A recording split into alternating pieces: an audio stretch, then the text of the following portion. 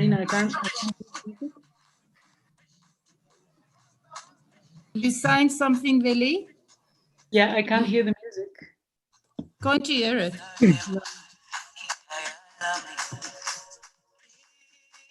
No.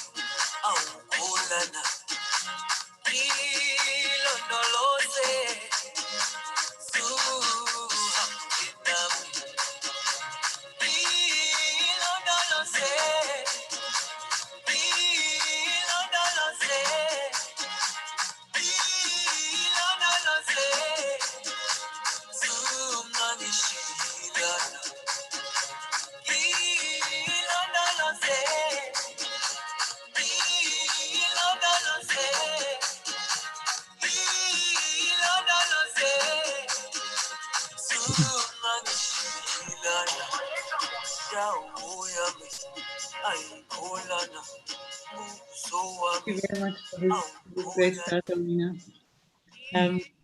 Welcome to Johannesburg, everyone, and to South Africa. And not to mention to our beautiful University of Johannesburg, and to the second day of the first ever all-team Geography of Philosophy workshop. I'm Veli Mitova from the Philosophy Department at UJ and the South African team leader. And we had brilliant discussions yesterday. I would really, I very much hope that we can carry on today with these. Let me just quickly thank a couple of people and institutions.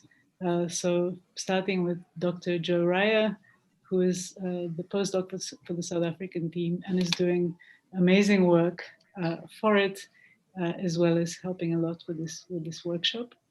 The great team at the UJ Library and ICS, who are always ensuring that we're connected with the world.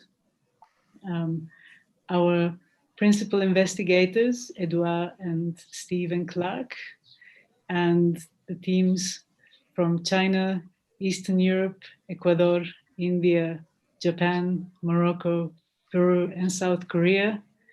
Our wonderful audience, which is making this an even more vibrant and interesting event than it would have been otherwise.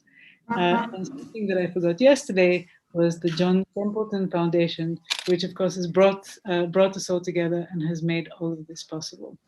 So without further ado, let me give the stage over to the Japan team leader, Yasu Deguchi from Kyoto University. Yasu, over to you. Thank you.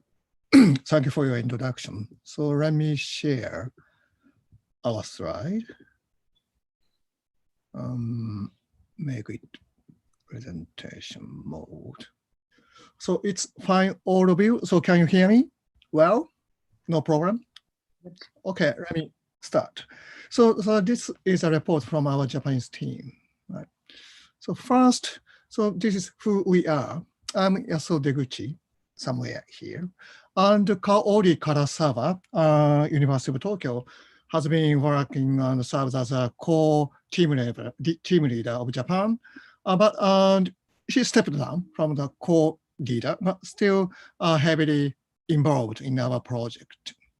And so we have some research assistants in both universities, Tokyo and Kyoto. We are actually a combination of two major universities in Japan, right?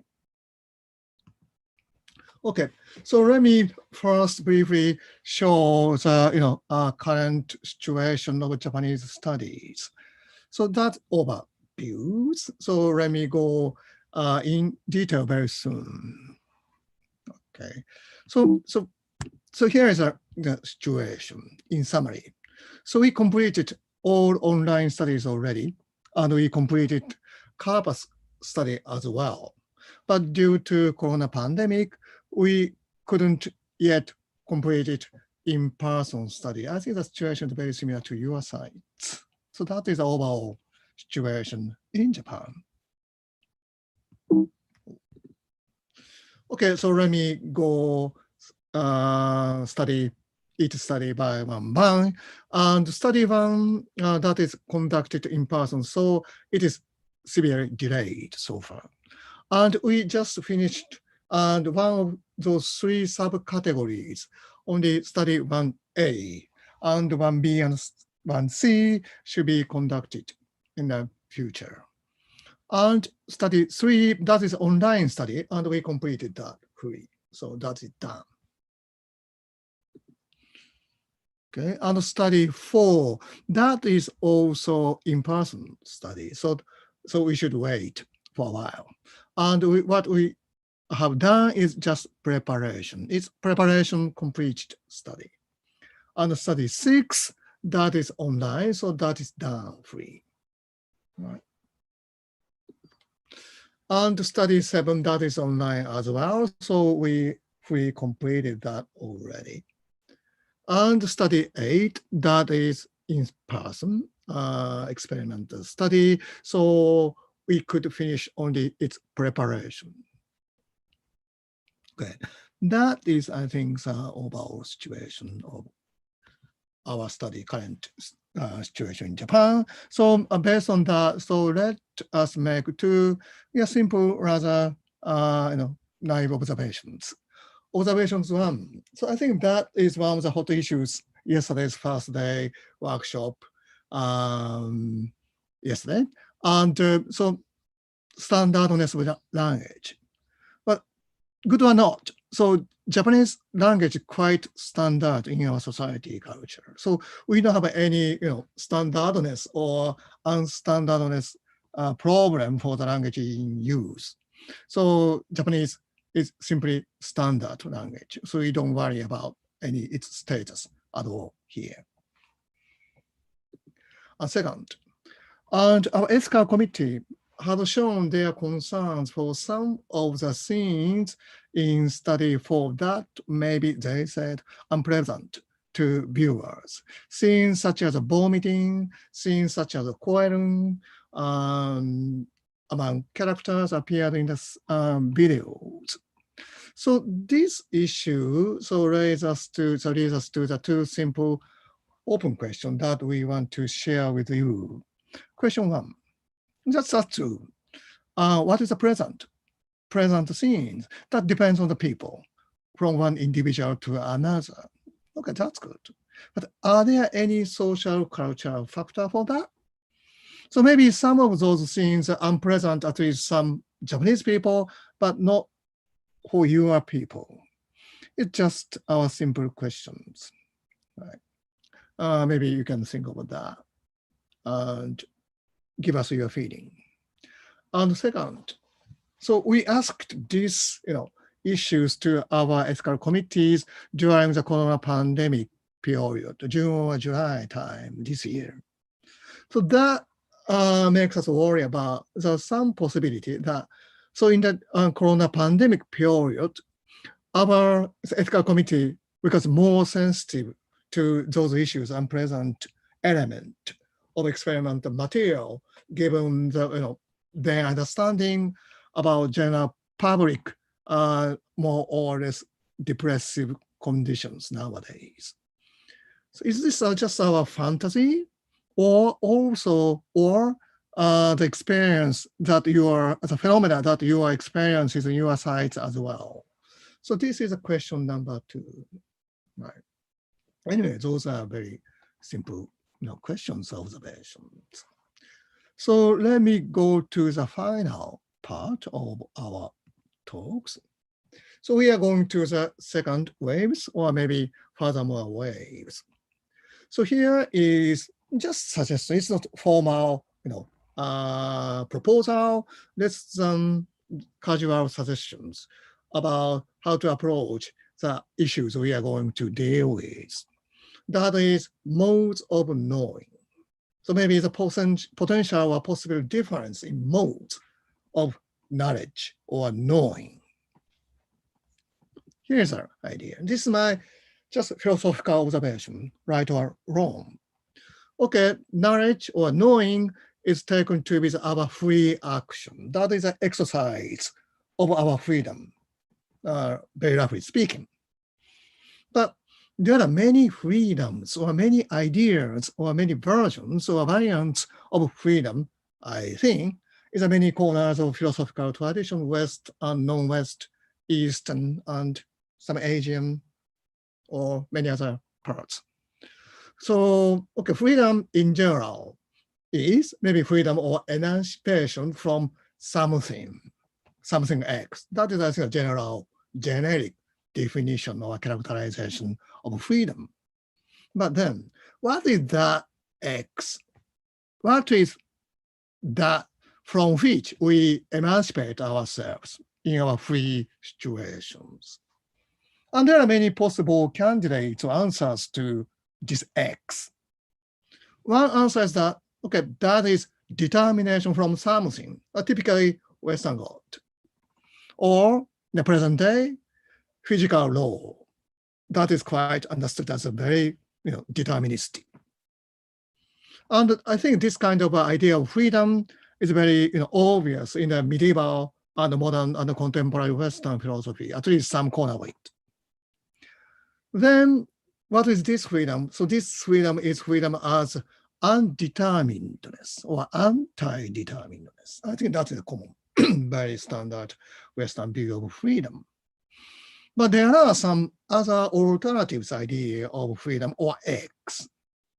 Second alternative of X is not God or determinant, but limit or boundary of power. I think that we can find in the Buddhistic or Hinduism idea. Maybe I can ask this idea to our Indian colleagues.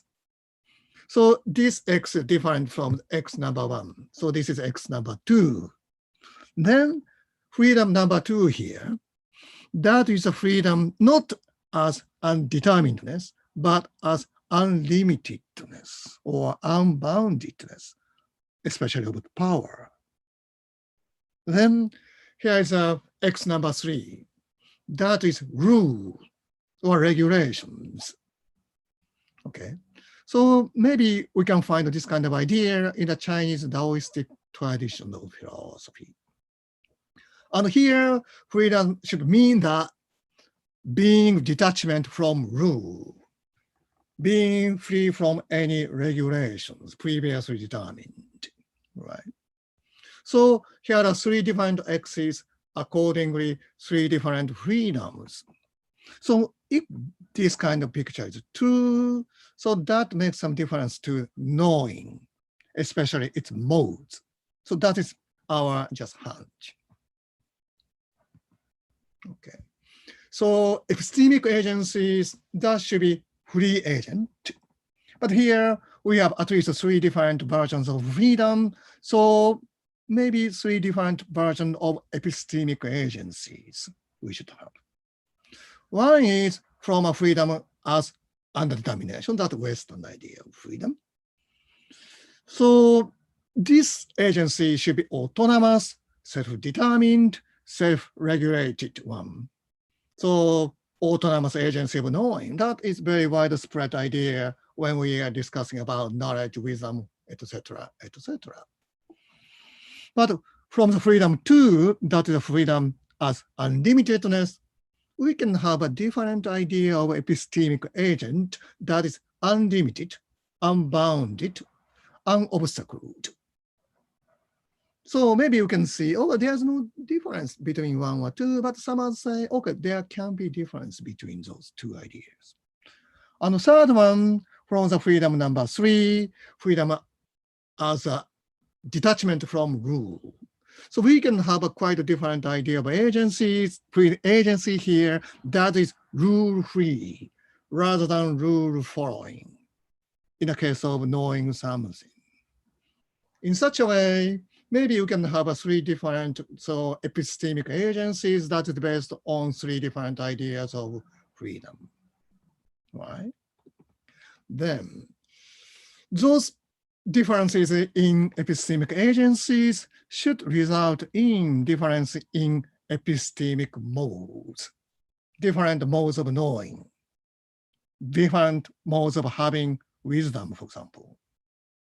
Anyway, it's just our philosophical illusion, philosophical mirage, or is this difference in the epistemic mode have some intuitive backup that are more or less universal or more or less specific to each culture or society? We think that is maybe one of the interesting points we can take into account. And when we are going further to this empirical cultural comparative studies of epistemic ideas. So let me finish here. Thank you. Thank you very much, Yasu. Brilliant. It's great to have some philosophical background to all of this, which we, as you've noticed, we didn't have much of yesterday. So thank you for that. Any questions and comments for Yasu? If you can just, sorry, for those of you who weren't there, if you can either raise your hand, as in raise your virtual hand, or if you don't have the facility, please type an H in the chat box, because I can't see everyone's faces. Martin's hand is up.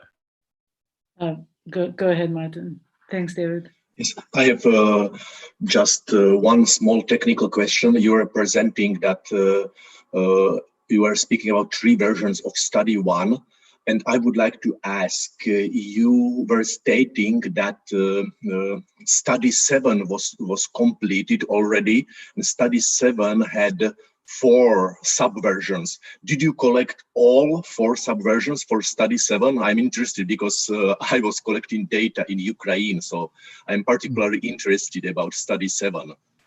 Okay, we did that. We did collect all study 7 data. Yes, thank you very much. Thanks. Thank you. Thank you.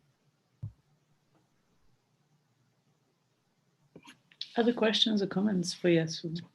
David. Hi, Yasu, and thank you very much for that. I'm curious about something because there's a way, certainly in English and related languages, that the first option, the sort of broadly speaking Western option, and the third one, the freedom is undetermined, there's an overlap in our language, right? That the notion of natural law and of being regular is etymologically very deeply connected to the notion of regulation as law applying to subjects, and I wonder if there's a similar convergence, because I was just trying to imagine ways of teasing those apart in an experiment, and I realized there would be confounds partly because of that overlap here. So I'm just interested to hear a little more about that. Okay, so let me share a comment. Okay, thank you for the question. And so this is, again, my slide of 3 freedoms. Okay, and in the freedom number 3, so maybe I can have some quite different Western word or words for that. So in my opinion, this question, freedom number 3 can be translated into English such as flexibility, spontaneity. Spontaneity is sometimes called, related to the freedom, and flexibility as well. But I think the flexibility or spontaneity, I think that is a more proper English counterpart to a translation to the freedom number 3, right? But I'm not quite sure what is the English word that's appropriate to the freedom number 2, right? And maybe here's my just rough translation of unlimitedness, unboundedness. That is just a temporal hypothetical English translation for that. Okay, so, or maybe you can throw that freedom number 1 is undeterminedness, and freedom number 2, unlimitedness, and freedom number 3 is a detachment from rule that can be translated or rephrased as flexibility, spontaneity. That's my answer to your question. Thank you. Thanks very much. Xiaofei has an H. Okay, thank you very much.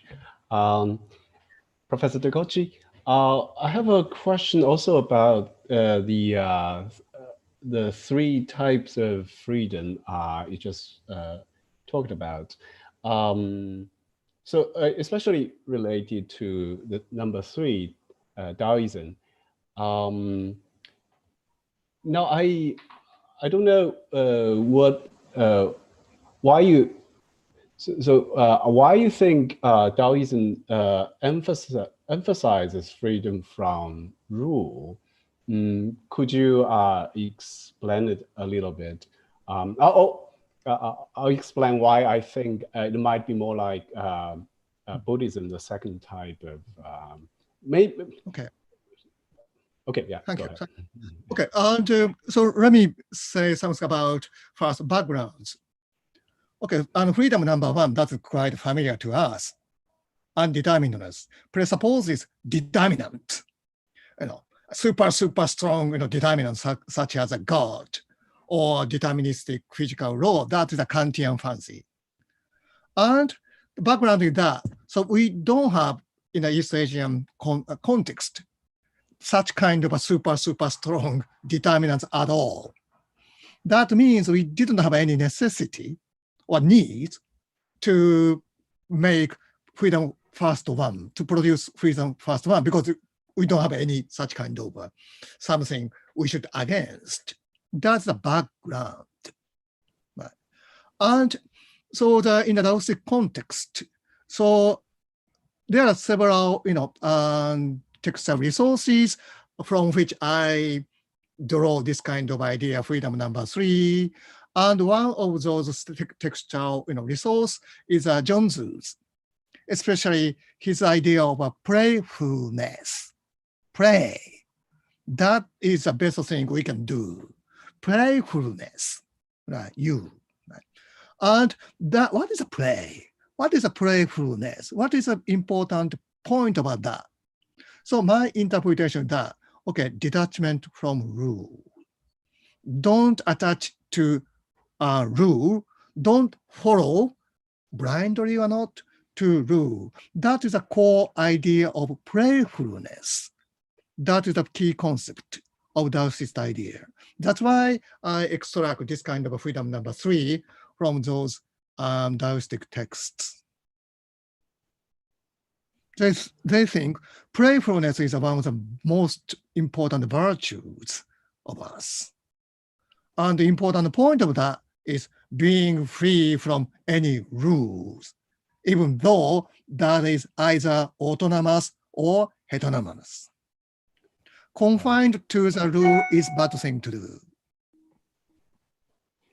So can I quickly add my sort of 2 cents into that? So so I think that's right. But I also wanted to point to a particular story which says a bit about what Zhuangzi also might have in mind.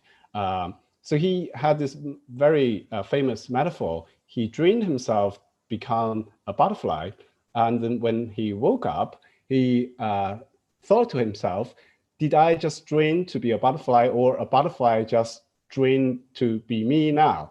So from that kind of thought, he concluded that maybe if we break out of this boundary of thinking of ourselves as a human being and extend our consciousness to being a butterfly, then we will be truly free of. So in that case, I think I don't think it is more as a human-made rule, maybe there's something to that. It's also a kind of a boundary imposed upon us in thinking about certain ways. I think it might not come from human beings, it might come from habits or so. That's just my 2 cents. May help to Thank you. clarify. Okay. And I agree that there are many possible interpretations of many texts of Taoism. It's not easy task to single down one possible interpretation. Thank you. Are there other comments for Yasu? I mean, perhaps I can ask a quick question in my non-scientific capacity as philosopher. So how do we test? I mean, so like very often you hear the stuff that you know, our intuitions are just not that fine-tuned. You know, so when we're trying to test amongst these 3 kinds of freedom, for example, how do you pick up differences in an experimental design of this subtle kind? Like, it's not obvious. That's very. Sorry. That's very important. And the next question we should ask. So let me imagine how to approach to that, especially with regard to wisdom. I think this kind of a difference can be more direct relevancy to wisdom. So wisdom, that is something we can obtain autonomously, just only by our own efforts. So we are self-contained in getting wisdom, or in order to get wisdom, we need to be otherwise, just confine our agency to ourselves. So maybe we should open up our agency to something else or something like that. So this kind of idea, so maybe a question about agency, self-contained or not, or in some particular concrete context with regard to wisdom. That is my possible approach to how to differentiate the people's intuition with regard to those 3 different possible modes of epistemology and possible difference in the freedoms. And similar idea, maybe we can sort of a similar idea to the more specific knowledge. Knowledge is something we can obtain only by own efforts, or it is something to come up to me from somewhere else, or both directions are essential for obtaining knowledge, something like that. That kind of a question should be relevant to the agency or modes of different modes of agency. Thanks. That actually gels quite nicely with some of the results that Eduard was presenting yesterday. So the idea that especially for wisdom, it seems like there's like a kind of very little cross-cultural variation on people thinking that it's through their own effort and so agency is quite heavily involved, if I understood the results correctly yesterday. Well, that's interesting. Thank you. Thank you. Some other comments for Yasu. Joe. Okay, I'm gonna go back to the non-philosophical stuff. But you mentioned that for study 4, the ethics part was quite difficult for the videos. Yeah. And I find it interesting that so far I've heard very few people actually saying much about study 4, and that you're specifically having issues with the videos. Well, I also somewhat have issues with the photos, and I would expect especially perhaps this group to perhaps also have issues with this, because all of the photos are white people and very Caucasian white people. So I don't know how it works for the teams here, but I was quite curious to see if any other teams might have encountered some issues with that. Yes.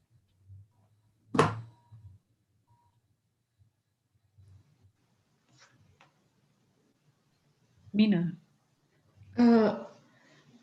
We didn't have an issue with the IRB, but IRB restricted the use of photos and videos only to the analysis of the exact hypothesis suggested in the IRB application. For other use, they didn't allow. And And usually it is difficult to get IRB for video recording. Yeah, but we could take video recording. Maybe I'm also not entirely phrasing my question correctly. What I'm wondering is so if we ask, okay, so in South Africa, let's just break it down and say we have colored, white, black, and Indian, Asian. And it's not very neat, but that's generally how we categorize people into categories in South Africa. And if I show these different groups of people pictures of only white people, ethically, like to me, I'm looking at it and I'm wondering if this is not going to influence the results and if this shouldn't be something we're questioning. Even if IRB didn't do it, shouldn't we even be questioning it from like a scientific point of view ourselves? Xiaofei? Well, we actually have conducted all the, I have finished the data collection. So we have students actually went to the lab and completed the survey. Well, I think, well, some of them express confusions about the pictures, what they show. But since they are all students and thanks to the Hollywood movies that they have been very familiar with, I guess they didn't find that a particularly puzzling part of it. But I agree with you that should we go out to test a non-student population, that would present, I think, an obstacle. So yeah, I agree with you. I think perhaps this is something we can pick up in the discussion later on, in the more general discussion. I mean, the two issues, the one is the descriptive one, are students and participants comfortable with this? And the other one is this the kind of message that we want to be sending, like the white normativity message, right? That all people are white, right? And the normal situation is white. So I think that's the issue that we want to perhaps discuss in some detail later, especially for the second wave of studies. Great. So thank you so much, Yasu, for your great presentation. We have a quick convenience break for 5 minutes, and then we come back at 45 past, whatever that is. I should leave now, and I'm very sorry about that. I should attend another Zoom meeting. Anyway, very nice to see you, all of you. You too. Bye.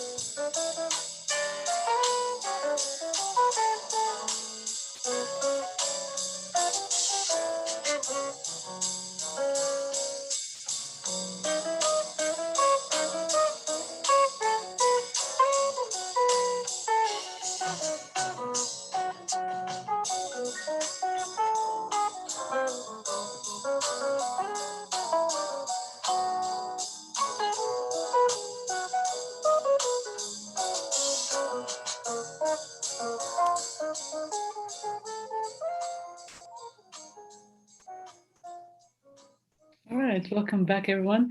Palesa and Norina, thank you for the music. I think that for the longer breaks, we're not going to use music because then there'll be an echo for our coffee room. If you remember, we're using a separate.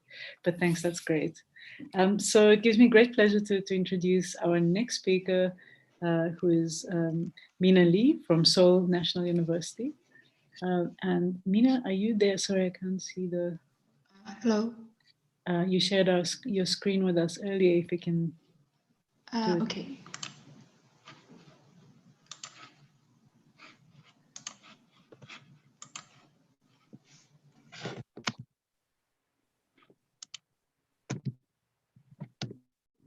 Brilliant. Thank you.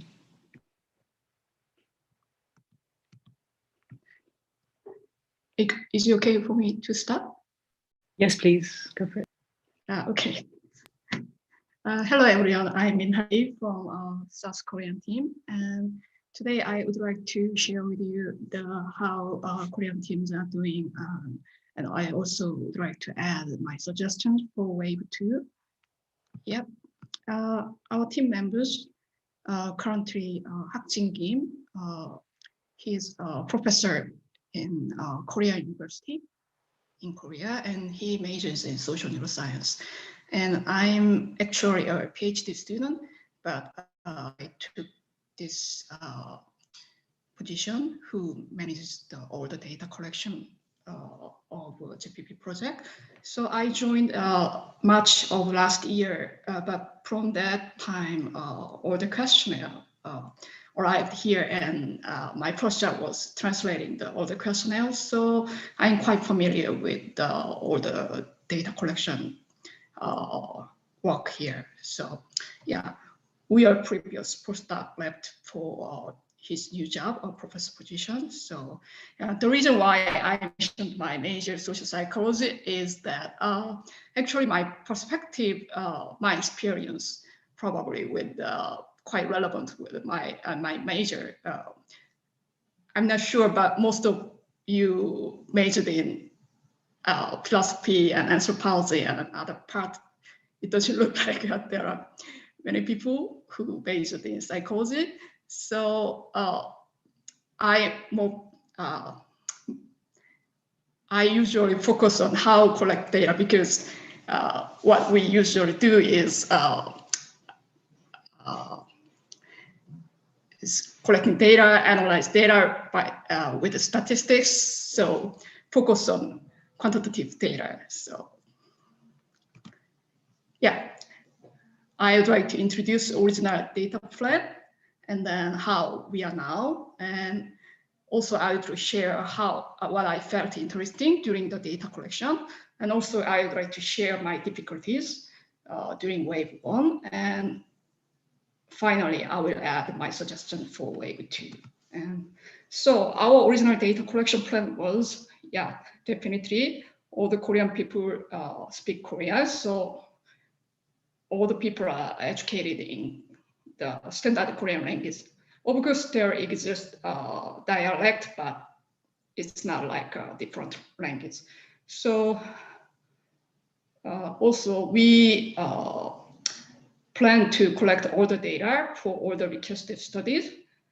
And also in the beginning, when Uyol was here and he prepared this study with Japanese postdoc, it seems that at the time, probably Yuri and the Japanese postdoc planned this study, and it had been planned to be done only in Japan, China, and Korea, but in the middle it was canceled. So yeah, only these are the study we are supposed to collect. And participants were ideally both student and non-student populations, but later I will describe there were some difficulties I had with the IRB approval. So there were too many document work I had to do, so I didn't have enough resource. So I decided to focus on non-student population and minimize using student population. Right now, we completed data collection for all of these studies. And this month, data collection for study 7 is ongoing. And for study 3 and 8 will be done soon. And study 1B and 1C, the questionnaire are supposed to be composed based on the result of study 1A, but the study leader was not prepared for the questionnaire yet for some reason. And yeah, so we didn't receive the material yet, but I expect these will be done soon too. And as I mentioned in the previous page, I decided to focus on non-students. So I plan to collect data for these studies for from non-student through a survey company. But these studies, study 1, 4, 8, all of these in person, or study 8 needs 2 people altogether. So it's not possible to use to hire a survey company. So I will collect data from student population for study 8. Okay, here I would like to share some interesting things I found during the data collection. There were things during translation, I found a few sentences or I thought were errors, but actually they were not errors. For example, here, these are the part of the questionnaire of study 7. There is a scenario and participants are supposed to answer these questions. When I saw these Carl told a lie, I thought, okay, maybe the study leader made a mistake. So these are 2 sentences, which means the same thing. So one day I emailed the study leader. Actually, it was quite later because I was thinking, oh, this is just a mistake. And I didn't really pay attention too much. And later, dear blah, blah, and I found these 2 sentences. I think these are a mistake. Are they? And the answer was actually no. Terror, according to the study leader, what I heard was terror means it is used when people lie without knowing it was actually lie. For example, here, Carl talk about, wait, I forgot the content of the story, but anyway, sometimes you hear something from other people and transmit the information to the third person, but actually the information was false. Then it's not that you really wanted to lie, but actually it was a lie. So when it happens, terror lie is used. That's what I heard. Oh my God. I couldn't really understand. Yeah, of course I could understand, but it was really unexpected, very surprised. And so after the discussion, we reached the conclusion, terror lie will be translated as a transmitter lie. It was done in Japanese questionnaire too. That's what I heard. So we wanted to keep consistency. maintain a consistency. So I translated told a lie as a transmitter lie in Korean. And then I added another, wait a minute. I added another dependent variable, lied without knowing that it is lie. For example, Carl lied without knowing that it was a lie. We added another dependent variable. So what I wanted to say is you always have to pay attention when you translate something. Yeah. And there was another case from study 3. There was this scenario. I don't have any background knowledge about philosophy, but it seems that it is very famous scenario in philosophy. So it is called the Gettier case. So here, this part is the present tense, sorry, not current, the present tense. And here, this part is past tense. And I also thought these are just simple errors. Later I emailed. And then what I heard from the study reader was, actually, this past tense shows that the incident in this part, this past tense shows that the incident in this paragraph occurred before the incident in the first paragraph. That's what I heard from the study reader. So I was, wow, so perplexed. And I asked many of my colleagues and just people around me, they are Koreans, of course, and they said, nobody will think this is really was something intended. People will just think this is just an error, the grammatical error.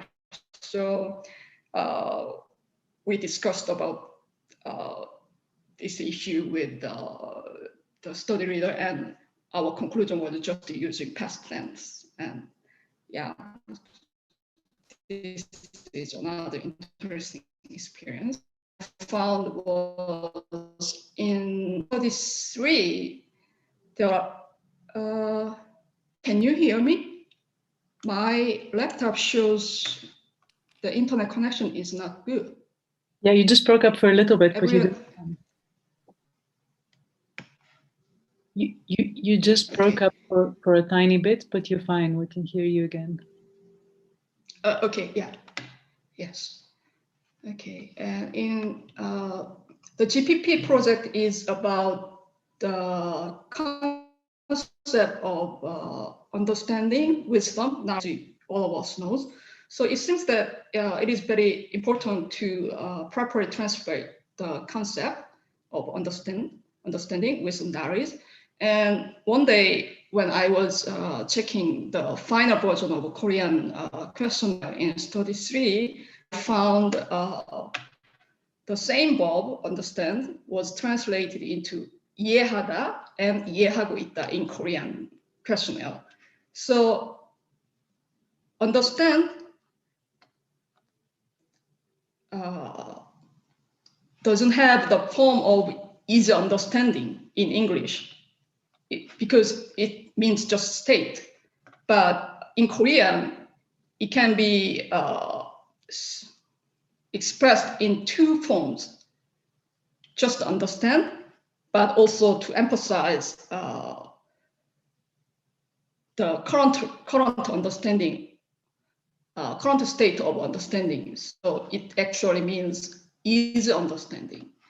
So I was quite concerned whether how I have to translate this verb, because in English it's only one form, but it means both. It depends on the context probably.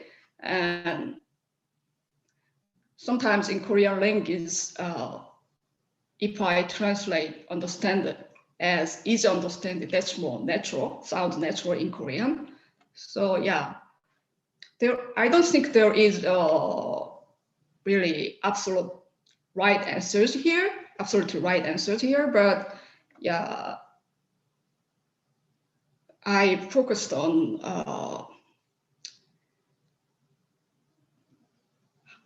how natural the sentences sound. That's how I did, yeah. And also in study 7, there is a word, false. So it is, I'm sorry. False is translated into 거짓인, it's adjective. But later, after the back translation, the study leader asked me to translate false into not true, because 거짓인 is actually included the word 거짓.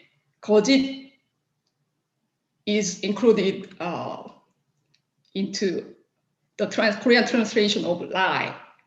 So 거짓말 is known, and 거짓말하다 is a verb.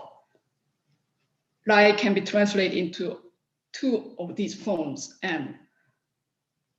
But the purpose of study 7 was differentiate between the intentional lie and just situational lie and all the other things. It was about lies. So the study leader didn't want me to translate false into 거짓인, which includes the meaning of lie. So there was also another interesting experience. So from all of these experience, I thought, especially for philosophical empirical studies, the translation of the concept is very important. Yeah, later I will mention that again. Again, additionally, I would like to mention the difficulties I had during the data collection in wave 1. The biggest obstacle I had was the Korean IB system's strictness. So there are too much nodes. I will mention more in detail in next slide. And also there was continuous changes in the questionnaire, the original English questionnaire. It was done after translation or after IRB approvals. And also there were differences between paper versions and Qualtrics versions. This difference, I don't mean the change of sentences, but there were differences of small changes in the instruction or small changes in the randomization, something like that. Usually these are not a problem. I have an experience in US. I worked with the US systems IRB. Also, there of course, I think it depends on university, but when I was there, I could approval for the whole story. So you submit hypothesis and also approximate questionnaire, which you will use. After that, you are almost free, unless you go over the boundaries you already submitted. But in Korea, you are not allowed to change even a single word in your questionnaire. So yeah, that becomes a problem. And also to collect data from non-student population, I had to work with a survey company. We hire a survey company and I work with them, and we cannot use Qualtrics. So I have to explain the whole randomization structure of the questionnaire to the person in the survey company, and the person will make it. But when there are too much complex randomization, it's difficult to explain, and because they are not expert on this. They are accustomed to a simple questionnaire, but they don't have any concept of randomization or blah, blah, blah. They just know how to make it. So sometimes it was so difficult. here I would like to explain a little bit more about the IRB approval. So as I said, it's very strict. The reason why it was so strict was that the Korean IRB system generated after the big scandal in bio research. So all the required ethical standard was on the bio research. So sometimes, you know, if you get egg from woman, definitely it needs lots of restriction. But if I asked some question, just like a utilitarianism question to a participant, it's not a big deal, but they apply almost the same standard. That's why it is so strict. And so there are too much no's. Even a single word change is not allowed. So, and also if you get approval for two studies separately, you cannot combine them. You cannot recruit a participant for one study and then ask them to attend another study. It's not allowed. And also, if you want to modify the content of the questionnaire, you have to go through one full review cycle one more time. There is a specific deadline, and there is only once a month review date. So even after review, I have to change something based on their reply, and then sometimes I have to wait for another 1 month for next review date after I change my document. So what happened was, as I was last year in March, I joined this project. I was requested to translate all the questionnaires and submit IRB application as soon as possible. That's what I did for each separate study. And then later, questionnaire changed. So I have to go modification and IRB approval again, translation again. And then later I got approval and blah, blah, blah. And then suddenly I realized there is a difference between the paper version and Qualtrics version. And then I go to the submit IRB modification again, blah, blah, blah. So that's what happened. So that's why I couldn't really focus on data collection much. That's why I hired a survey company. So I didn't want to complain about this because all the people cannot know other people's situation, and all of us judge the situation based on our own understanding. So, but I would like to suggest a few things for wave 2. I found errors several times in the original English questionnaire and also the Qualtrics questionnaire. So I would like to ask, hire some RAs to hire RAs to specialize in review the questionnaire and Qualtrics questionnaire. Of course, all the study readers try to not to make errors in their questionnaire, but some people make a mistake because, you know, your mistake it's sometimes difficult to see. Other people can easily find sometimes, and also some people are not familiar with the Qualtrics. So maybe in University of Peace, Professor Marshall can hire some people to do that, only for that. And also, if I hadn't known the whole picture of the projector in last March, I would have suggested a different approach to PIs, and maybe I could finish all the translation first and wait until finalizing all the questionnaire. Then only after that, I will apply for IRB, something like that.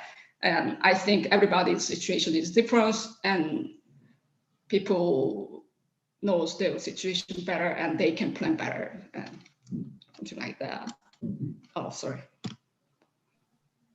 Yeah, again, I would like to emphasize the translation of the keyword is very important. So maybe study reader can emphasize those concepts and ask us to pay attention more to those concepts. Yeah, thank you. Thank you so much, Any Mina. question? Good grief, we thought we had it difficult. Indeed. Okay, so we have 6 minutes for discussion of this really interesting presentation. If I can just ask you, Mina, to unshare your screen. And then if people can put up their hand, I think I'll be able to see all of you on the same screen. Yeah. Okay, you can either put up your hand physically or virtually.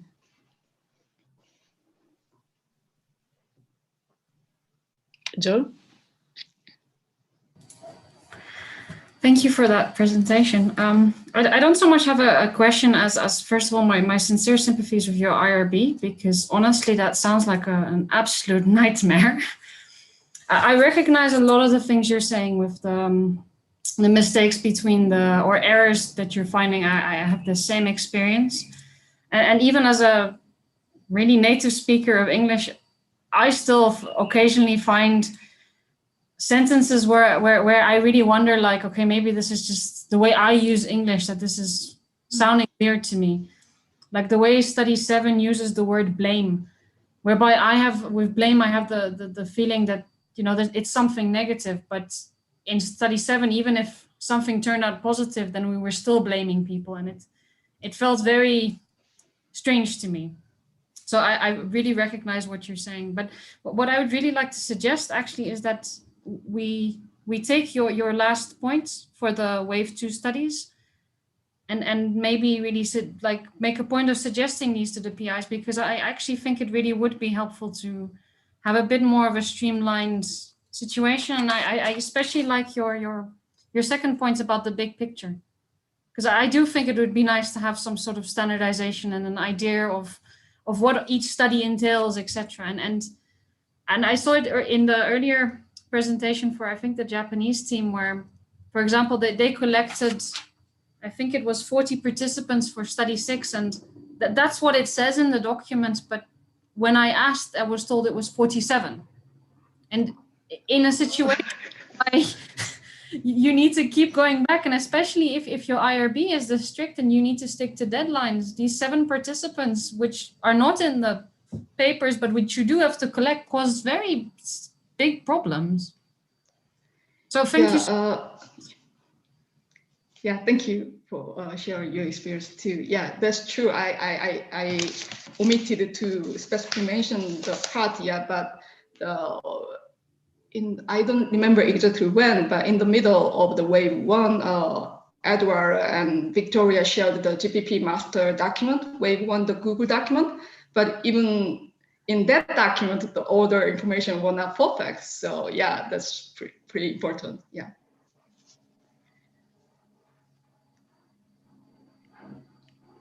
So we'll definitely share with the PIs the request.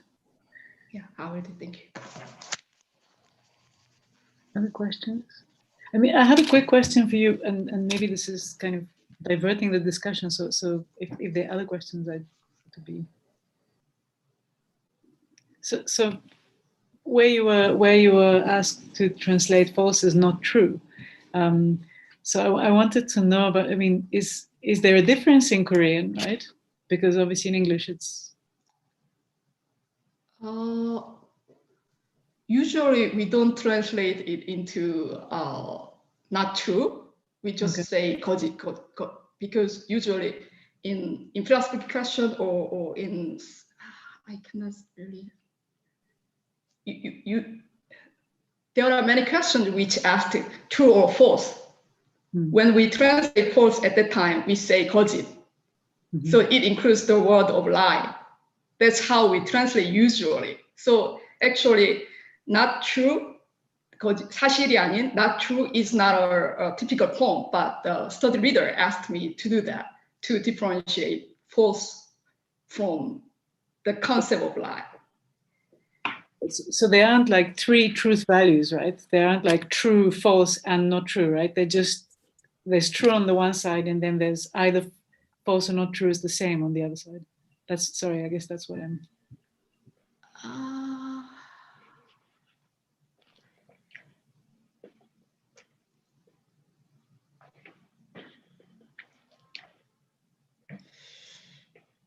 I'm sorry, I don't know whether I understand your question exactly. So you say false is different from natural, right? The in the middle.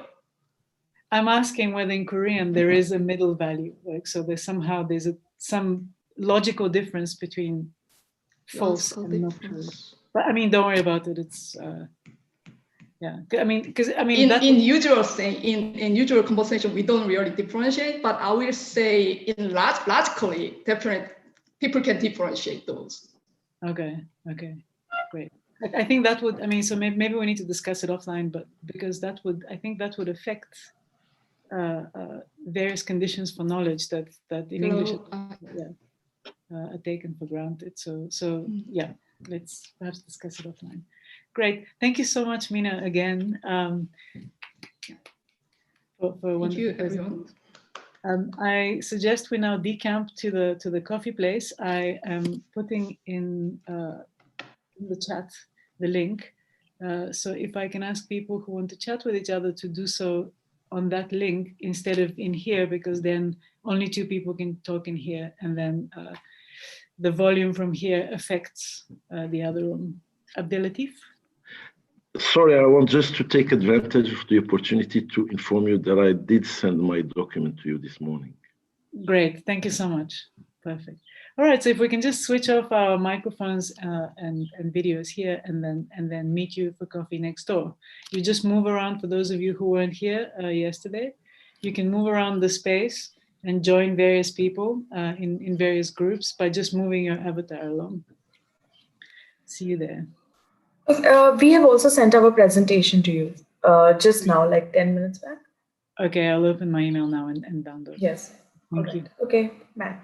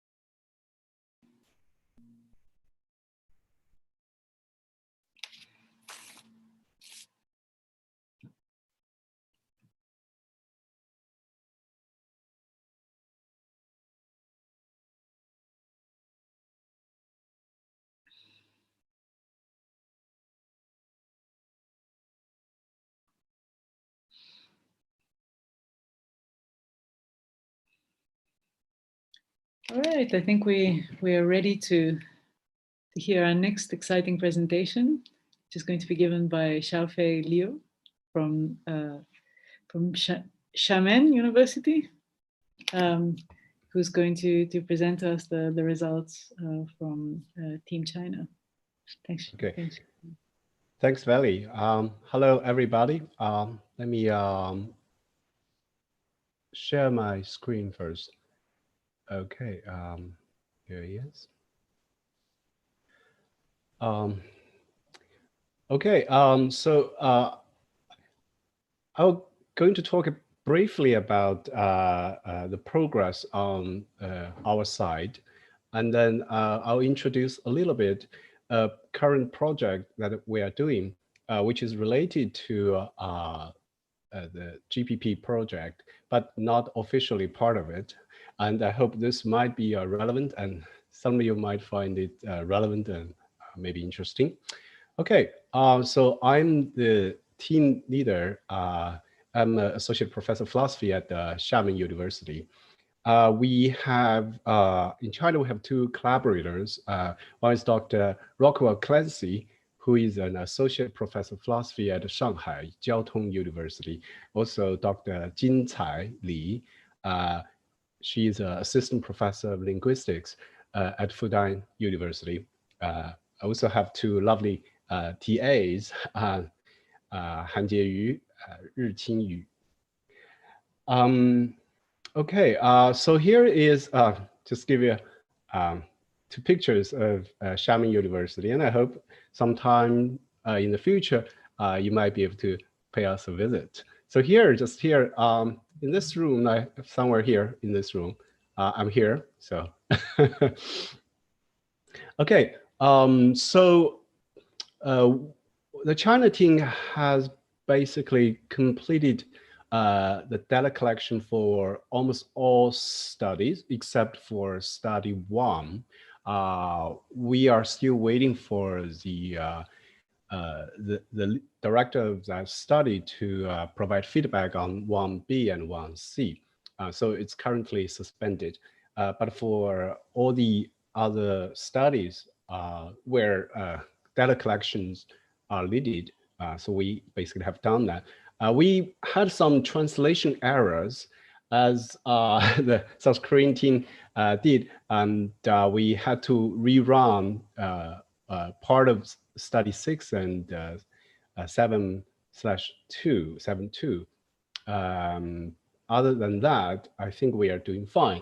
We are enjoying luxury in our IRB review because in China, the IRB review is not very strict. I have to say, so that went very well for us. And we do have we did have problems with Qualtrics because the internet was censored, unfortunately. So a lot of us have problems getting connected to Qualtrics. So that created some problems. From what we have done, one of the biggest concerns I think I heard from our student participants was some of the studies were too long, a bit too long, and students said that after they get into the last question, the probably the answers didn't quite reflect what they would answer were they in a better state of mind, so to speak. So I guess one of the suggestions I would make for wave 2 is that maybe we could find ways to shorten the surveys a little bit, just to keep people focused on the most important questions. It's just a suggestion. Okay, for the rest of the talk, I would like to go very quickly over a study that we have been doing on the truth condition of knowledge, and share some data that we have collected about this. So the research we're doing is called Know and Factivity, What the Chinese Claim to Know. Very quickly, the standard analysis of knowledge in English in the Western culture, knowledge is justified true belief. So it has justification, has truth, and has belief, the three conditions. Our question is, does knowledge or know in Chinese require a truth condition? So that has been a suspicion from some of our Chinese friends ever since we started to do epistemology in English. Recently, there has been a discussion on the truth conditions, which was rephrased as the factivity thesis, which is a linguistic thesis by Alan Hazlitt. So he had a group of alleged counterexamples to the truth condition, that is, an utterance of S knows P is true only if P, or only if P is true. One of the examples he used is ulcer case.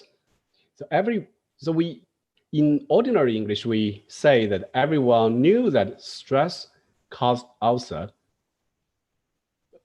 before two Australian doctors in the early 80s proved that ulcers are actually caused by bacterial infection.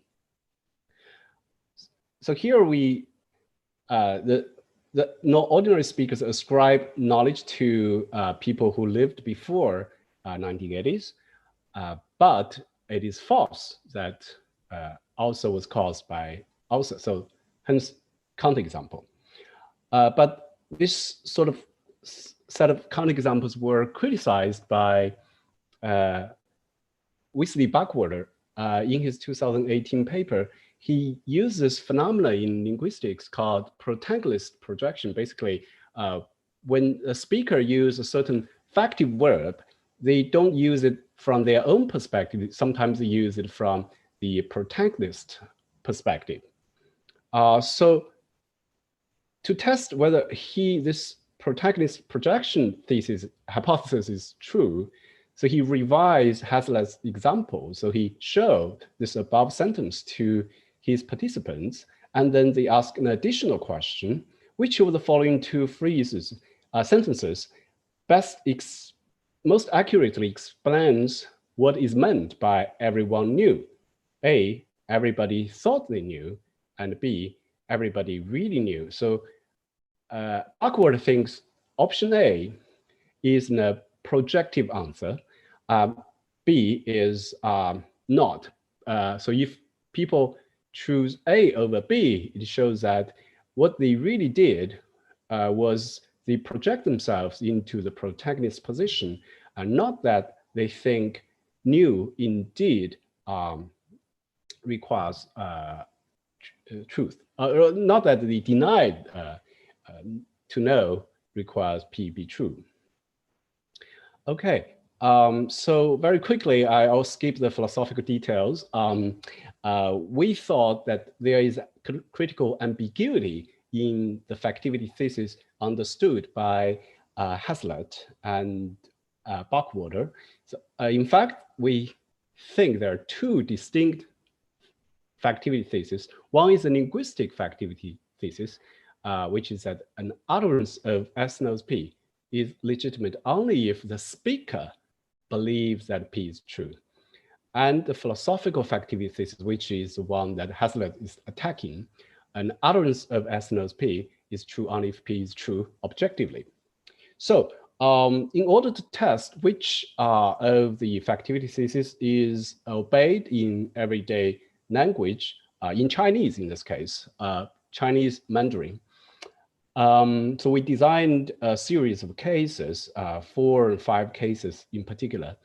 For example, just given an example, we have what we call morality statement. So the participants will read this scenario. Your ethics professor says in class, we know that it is wrong to torture an innocent baby. And then we ask 3 questions. The first one is, does your ethics professor really know that it is wrong to torture an innocent baby? The question 2 is, do you believe that it is true that torturing an innocent baby is wrong? And the question 3 is it is wrong to torture an innocent baby true objectively? The idea is that if a participant says no to question 3, says no to question 3, but says yes to question 1, then it denies the philosophical activity thesis. And if the participant says no to question 2, doesn't believe it, but nevertheless ascribes knowledge to the protagonist, and then he denies or she denies the linguistic activity thesis. So by this sort of a series of cases, we want to see whether linguistic activity thesis or the philosophical activity thesis is truly obeyed in the everyday practice of Chinese, or neither is, or both are. So we use 7-point scale like this one. So they're gonna pick what they think most appropriate. So here are some results. So very briefly, so this is a percentage of people who actually answered yes. By yes, I mean likely yes, probably yes, or definitely yes, positive answer to question 1. And among those who answered positively to question 1, the blue bar shows people who violate the philosophical activity thesis, and the light blue one violating the linguistic activity thesis. As we can see, in almost all cases except mathematical statement, this is a unique case. If we have time, I can explain that. So that's a very special case. The participants,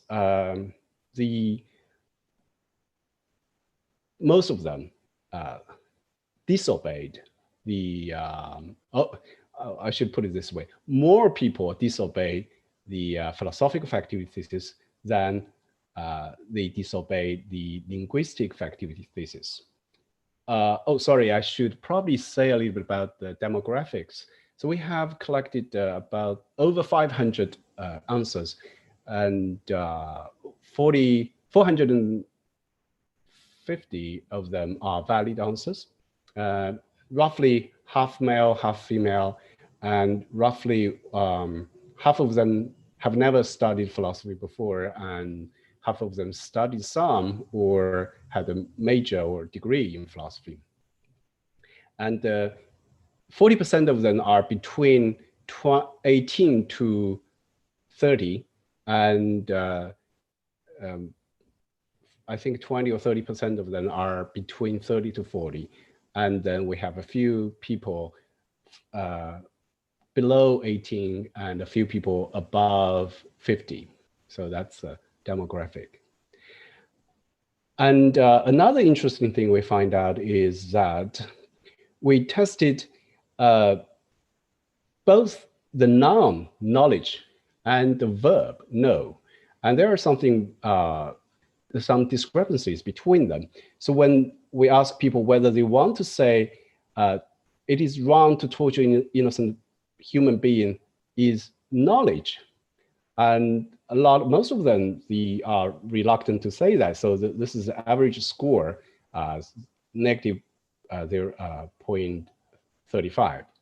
And there are something about future events, such as, do you think the next Olympic game, Summer Olympic game will be held in Tokyo? things like that. So those are negative numbers. But when it comes to verb, no, like does a professor know that it is wrong to torture an innocent baby?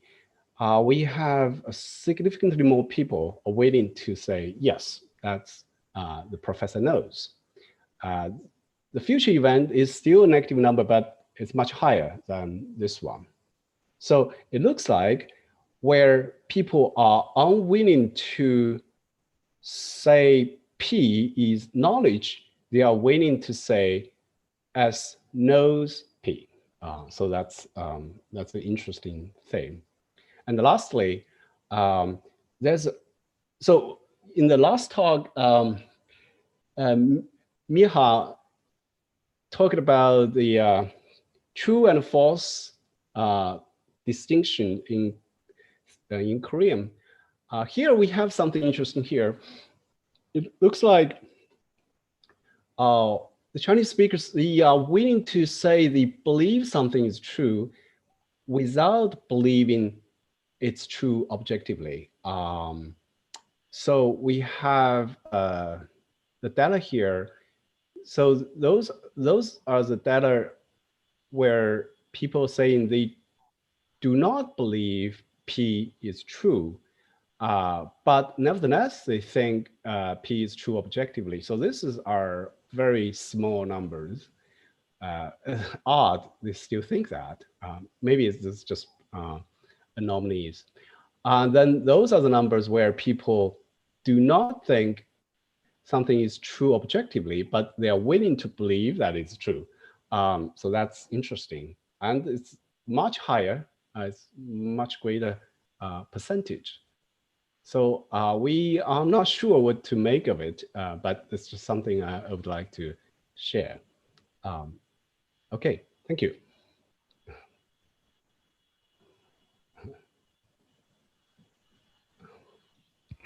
Thank you so much, Xiaofei. Okay, questions and comments. I mean, maybe I can ask you for clarification. The second to last slide. Are we talking literally about kind of Moore type situations where I'm saying, I believe that it's raining, but it's not raining? So you mean this one? First person, yeah. So in the first person, I'm saying, in the left column, I'm saying that something is the case objectively, but I don't believe it.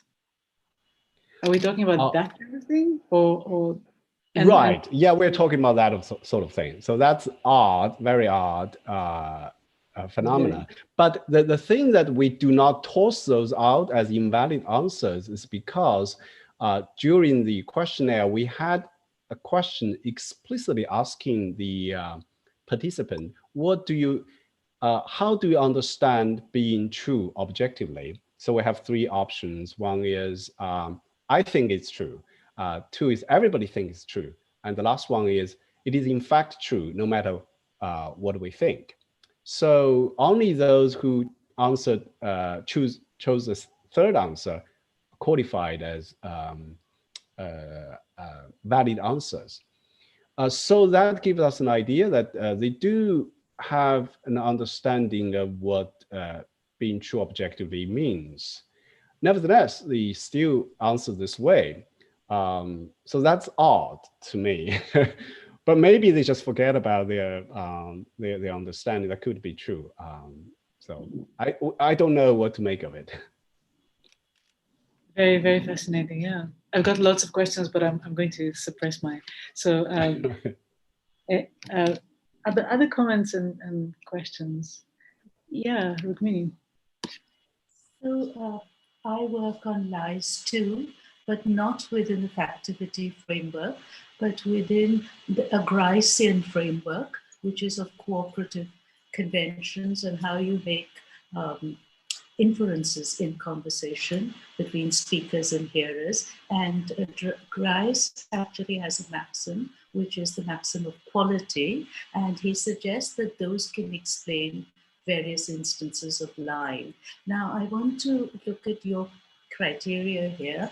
And for example, if you say, it's raining, I don't believe it. What are you saying there?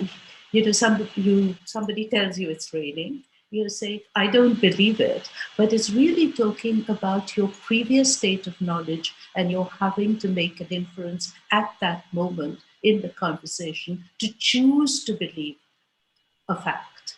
And I find that kind of instance arising in conversation and being accepted as perfectly, you know, you can extract the meaning by inference. However, it would not be accounted for in a factivity framework like this. So I just want to comment. Okay, thank you very much. That's great. It is something that we probably need to find a way to clarify. It's a possibility we want to eliminate. Do you have any suggestions that how we might proceed? Yes, I do have suggestions. I think we should look at, you know, there are various kinds of analysis of lying, which range from linguistic analyses, such as, you know, yesterday we talked about evidentials and how they relate to the question of truth and lying, you know, your type of data. And then there are the more philosophical but socially inflected theories like Grice. And then there are cultural theories of lying like bullshitting, which, what's his name, Frankfurter or somebody in America has talked about. I think, for example, I have papers, published papers in this area. And one suggestion I have is that we discuss these papers and also papers by Buckwalter and so on to see where there is a sort of intersection of these various theories when we are looking at data, activity data of the sort that you have brought up, or my examples where I have tested for the same thing. So I'm interested also personally in, you know, what people may consider what government calls an open, flat, or barefaced lie, and things like metaphor and so on, which Grice claims to explain, because he says we know it's the case that if you say she is a hen, it's not, or he is a rat, it's not true. But we derive meaning from it, and it's a lie. You know, it's not true, but it is perfectly meaningful. So are we after meaning or are we after classification? So those are questions I think we need to discuss. And I think the first step would be to share some readings, you know, where we can hone in on your question, right? Or maybe have a separate offline session on this, whatever. Right. So there are studies on the practical use of no, which, for example, in Chinese, we say, you know, that, you know, I'm an honest person, you know, right? So expressions like that. So that we did want to sort of exclude those sort of cases out of our study. So one way to differentiate between the kind of use of no that we want to investigate and the practical use of no I just mentioned is that when I say, you know, I'm an honest person, I'm not talking about actually the protagonist's mental state. I'm actually talking about my mental state, the speaker's mental state. But in an ordinary way of using no, we try to describe the protagonist mental state. So that's perhaps one way to differentiate between those cases. Yeah, I think that's right. I have other suggestions, but this is a longer discussion because lies are so, you know, they have so many different implications. And, you know, for in English, you would say something like, he told a lie, but the truth. So the truth is a kind of monolithic concept, but lies, because there are several lies, is a fragmented concept. That doesn't happen in languages which don't have these articles like and the, and we don't have it in Hindi. So whenever we have something like, or in many Indian languages, we say she told a lie, we are not clear whether it's opposed to the truth or to a version of the truth. So these are complicated things. I don't think we can settle it now, but we could talk. Right. Okay. Thank you very much. Can I just pursue a little bit your suggestion, Rukmini, that we do some more readings on these issues? I know that the South African geography philosophy folder in the Dropbox has a whole bunch of readings that we found useful. Perhaps we can reintroduce a folder like this in our common international GPP folder, where you can share some of those articles of yours that you were mentioning, and I mean, literally, let's open a on truth and lying folder, and then we can just dump a whole lot of that'd be great. that we can all find. That'd be great. Brilliant. Okay, I can open it, after the session, so we can start immediately. Great. Thank you for the suggestion. We still have 4 minutes for comments and questions. Joe? Yeah, just two things, but first I'd like to add on to that idea of the Dropbox, but I think in general, maybe we should try and find a way to do these kind of things more often. So if other teams are also interested, to try and see if we can't create a bit more of a platform. So perhaps it's something we can suggest to the PIs, that we make this a bit more of an interactive collaboration, because we're collaborating as teams, but in theory, it's like, okay, the China team's there, and then the Japan team's there, and the South African team's here, but we don't know each other, and we hardly actually talk to each other. But I think it's useful that we do. And then I have a question, but I think it's potentially a very dumb question, but I'm wondering what the purpose is of the word innocent in your sentence about the baby. Oh, I see. Well, I think let me just go back to the. I think the the sentence was innocent baby. All right, yeah. Maybe it's a typo for me. I was meant to say torturing an innocent person. Right, torturing an innocent person, right? But I do have one of those questions, torturing a baby. So we had, so we had a noun and a verb. So I think what I did was I said it's wrong to torture a baby, and is it knowledge? But in the verb case is, does the professor know it is wrong to torture an innocent person? So that's the case. Okay, right.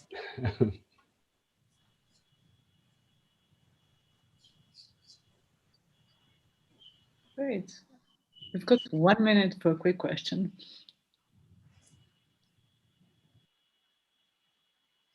I mean, maybe I can ask a very quick question.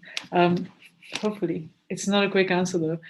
So I was wondering why. I mean, so the Hazlitt cases are clearly counterexamples to the thesis that knowledge entails truth, right? So shouldn't you be using examples where the statement is clearly false, right? So he knows that torturing babies for fun is cool, in order to test whether people can think that they can know falsehoods. Right. It is indeed. There's a long answer to that. Because the challenge of creating a genuine counterexample in light of the possibility of protagonist projection is that in order to create a large counterexample, you have to have a case where you think S knows P is correct use, and at the same time you think P is true, is false objectively. But to avoid to block the protagonist objection, you have to also to block the possibility that I'm objecting, I'm saying, oh, it's not a genuine case of S knows that P, because when I say somebody or I say that, I'm thinking in terms of S's perspective. He believes S knows P is true. So since he believes that, so he's using no in that way. So I think that I use S knows P because I think S would use that. So in that case, then you have to find a way to say, we have no reason to think S knows P is true, but that would require us to bridge the disparity we just created in the original case. So that complicates the issue. So my solution is to find a case where truth is unsettled. And then if people then still use S knows P, then we have a potential case where we can block the projective hypothesis. So that this complicated story. So that I don't know if I explained it well. No, I definitely get the problem. Yeah, okay. But I mean, so maybe something more like historical, like the Elsa, like a parallel case with the Elsa case would be European people knew that burning witches for fun was true, or something like that. You know, that burning witches was the right way to go in the Dark Ages or whatever, right? Because that really purged people, or something like this. Like, so when from their point of view, it was clear that was the way to go. But anyway, and the moral case is always going to be the most difficult ones anyway.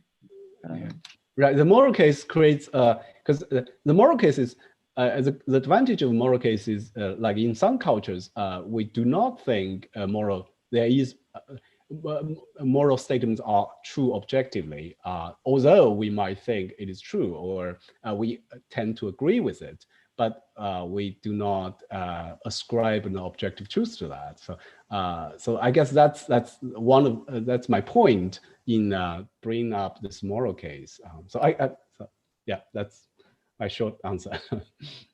Great, thank you so much, Xiaofei. Once again, thanks everybody for listening. Thanks for the questions. So we have 2 minutes until our next session, which is going to be by Team India. So very, very quick break, and then we come back in 2 minutes.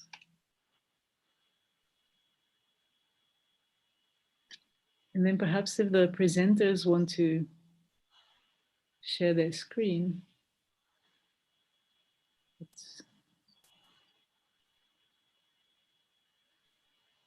Brilliant.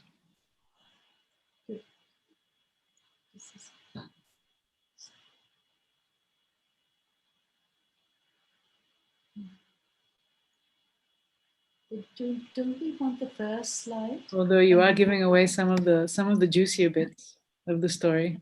Yes, exactly. And whereas we need the first slide, so could we have that one with the first, just slide 1, yeah. Brilliant. Okay. Do you want me to like keep it here or stop the screen share? As soon as we are ready to begin, but meanwhile, if the lies people, other people, the Chinese team, is it still listening to us? We have 1 minute left. Yeah. So do we spend it in silence, or can we continue the live talk? We didn't spend it in silence, and it's now spent. It's now spent. It is well covered. We know that it is now spent. Relying on you. Thank you, Rukmini. Great. Okay, so it gives me great pleasure to introduce to you Petrika Sejbal. Yeah, Vritika Sejwal. Sejbal and Surabi Avasti from Yes, the correct. Institute of Technology, who are going to give us some updates on the India team. Over to you. So the Indians being notoriously unable to produce a singular narrative. There are two people presenting, but we thought that I would spend about 2 minutes so we could stay on that slide, Kritika. First of all, I'd like to thank, not this one, but the next one. I'd like to thank Veli and everybody in Johannesburg for this very stimulating event, because we've learned so much and so many questions have come up, and it's been really fascinating. The second thing is that this thing was meant to be an update, and Kritika and Surabhi will definitely give you an update on the project. But over and above this, I pulled out two things from our data which pertain to yesterday's discussions. The first has to do with a broad macro understanding, because yesterday we discussed whether if you say you're Indian, you're really making what kind of statement are you making about your knowledge of being Indian? So can big baggy concepts like knowledge, wisdom and understanding be captured when we talk about accessing differences and variations in these concepts through a nationality. And in India, that's certainly not true, because we have such a variety of languages and such a complex linguistic situations. And also the population is not, it has done huge internal migrations. And this is a huge population, which is the size of Western Europe, with many linguistic groups. So if you look at that first slide, which is a fun slide, though on your left are the Indian states, and on the right are many countries like Thailand, Turkey, Mexico, Egypt, and all those populations fit into the Indian population. So in some way, and Peru is there somewhere as well. So you see that there is, these are the populations of many countries which would fit easily, which match the populations of the Indian states. And of course, each of these states, so if we could have the next slide.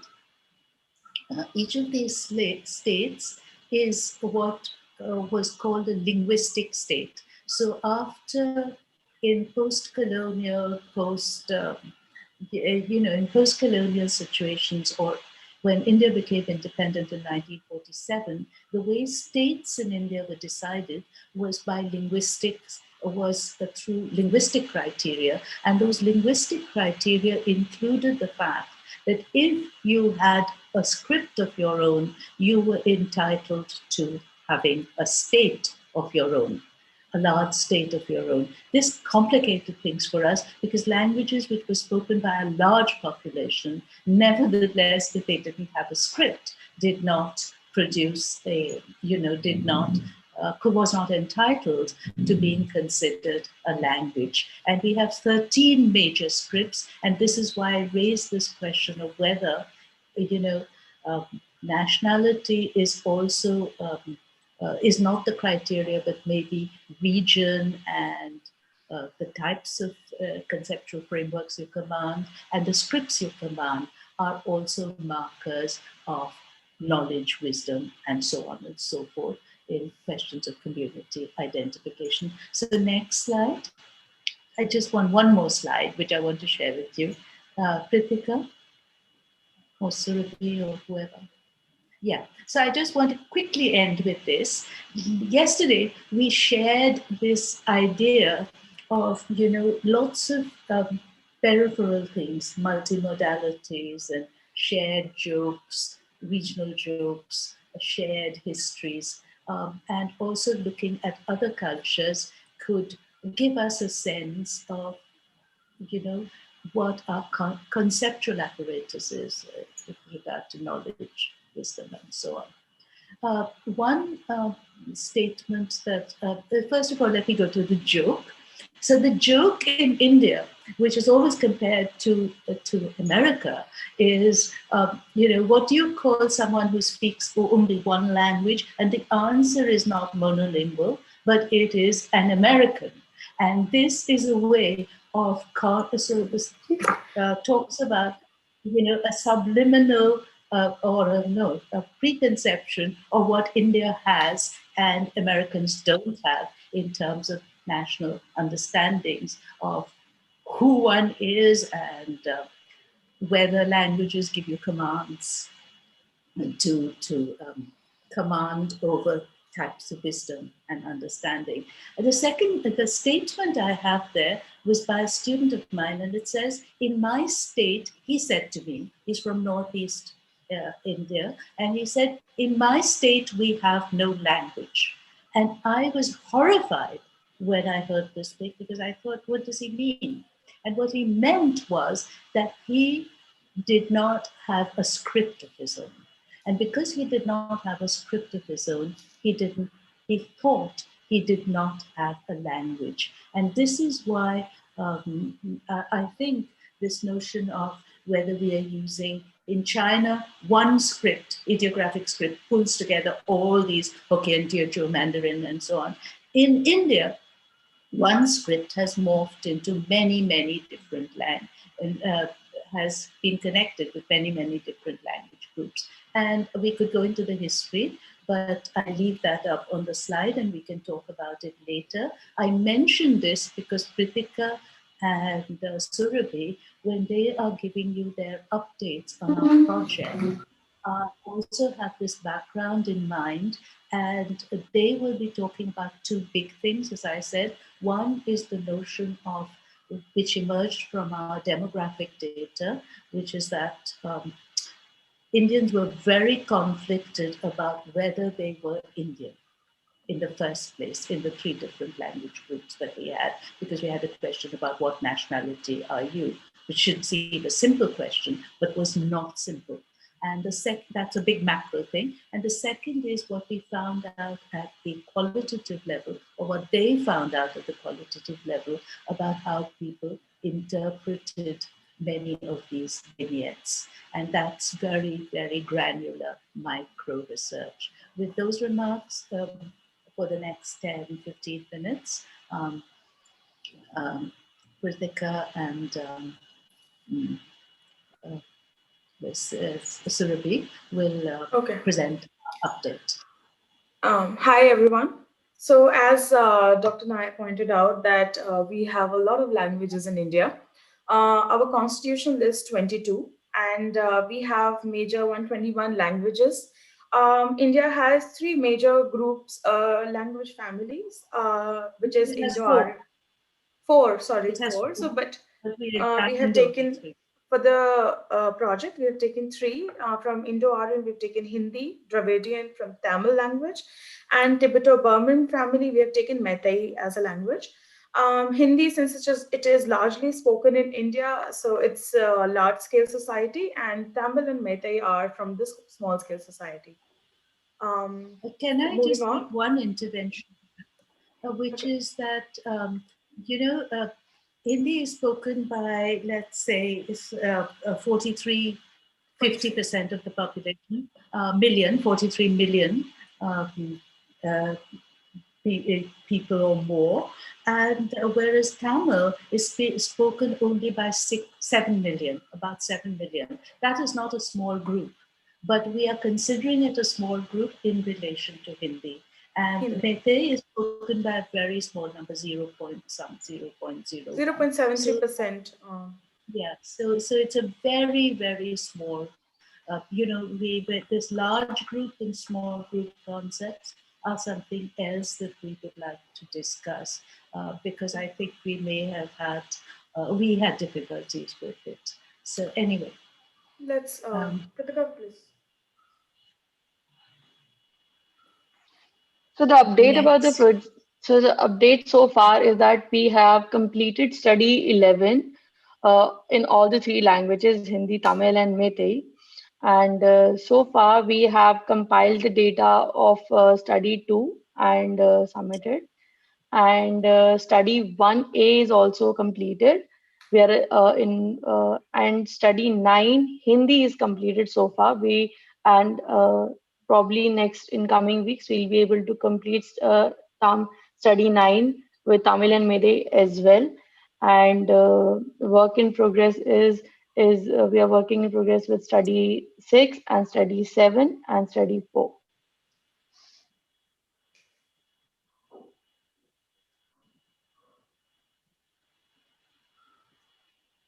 So Professor Nair would like to take up on this particular Yeah, chart. so if you just go to the, we did study 1, just part 1, because we didn't get the instructions for B and C. And what we found is interesting is that we couldn't settle on one, and this problem has come up in many of the presentations. If we go to the next slide, can we go to the next slide?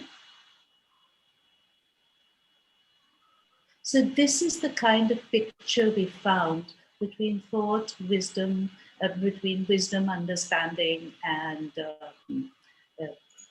knowledge. And we are still sorting out these overlaps, and it is very difficult for us to get a translational equivalent of any one of these terms because they all seem to overlap. And this is something that I would like to discuss, a method of decoding. So just to show you the confusion of the picture that we have before us from study 1. So study 11 Hindi was the first field work. We started off on the large population. And for this particular study, we started off with doing a pilot with 20 participants to see how the study runs on Qualtrics, because earlier we were using smartphones, so how it runs on the smartphone. So based on those pilot survey, we have realized that a lot of the participants were not able to answer all the questions properly, and they used to leave most of the questions. So we have to impose or implement forced response for the entire survey, except for the name. They can absolutely they may not write the name.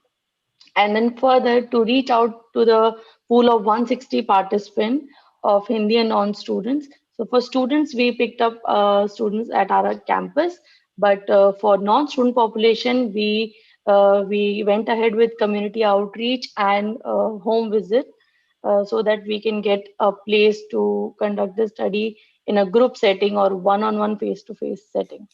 So during this particular study 11, we saw that a lot of people have introspected a lot during the SWICE scale, where they felt that it was like a breach of their privacy, and so therefore they were reluctant to share their personal issues or personal thoughts. And many of the participants have asked, because we have done this study in Delhi and the area nearby. So people were more comfortable with English medium than Hindi medium.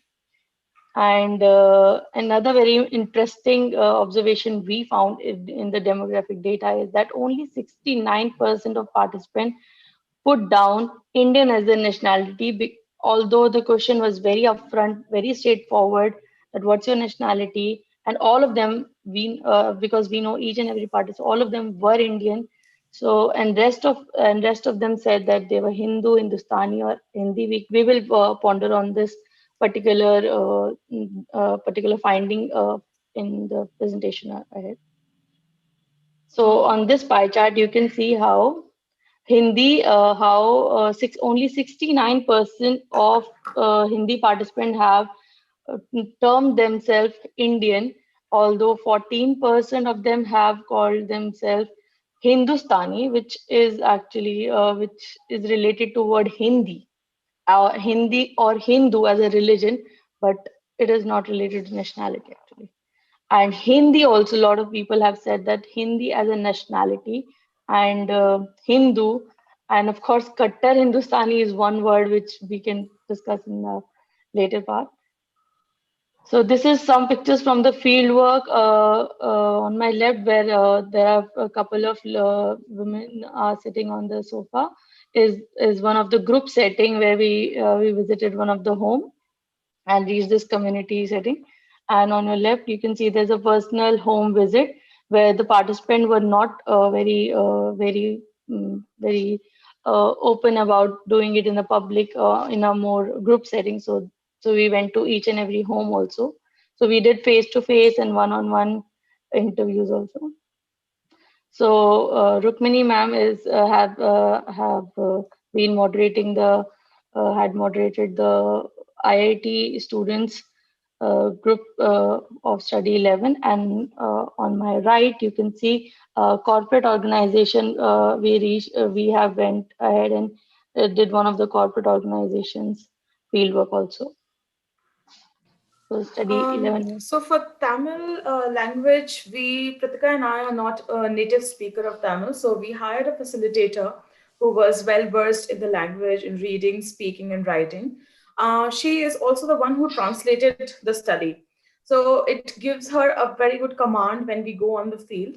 Then one of the difficulty which I would like to point out here was that what happens that Dr. Nair also mentioned that sometimes English has specific words for each of the philosophical concepts.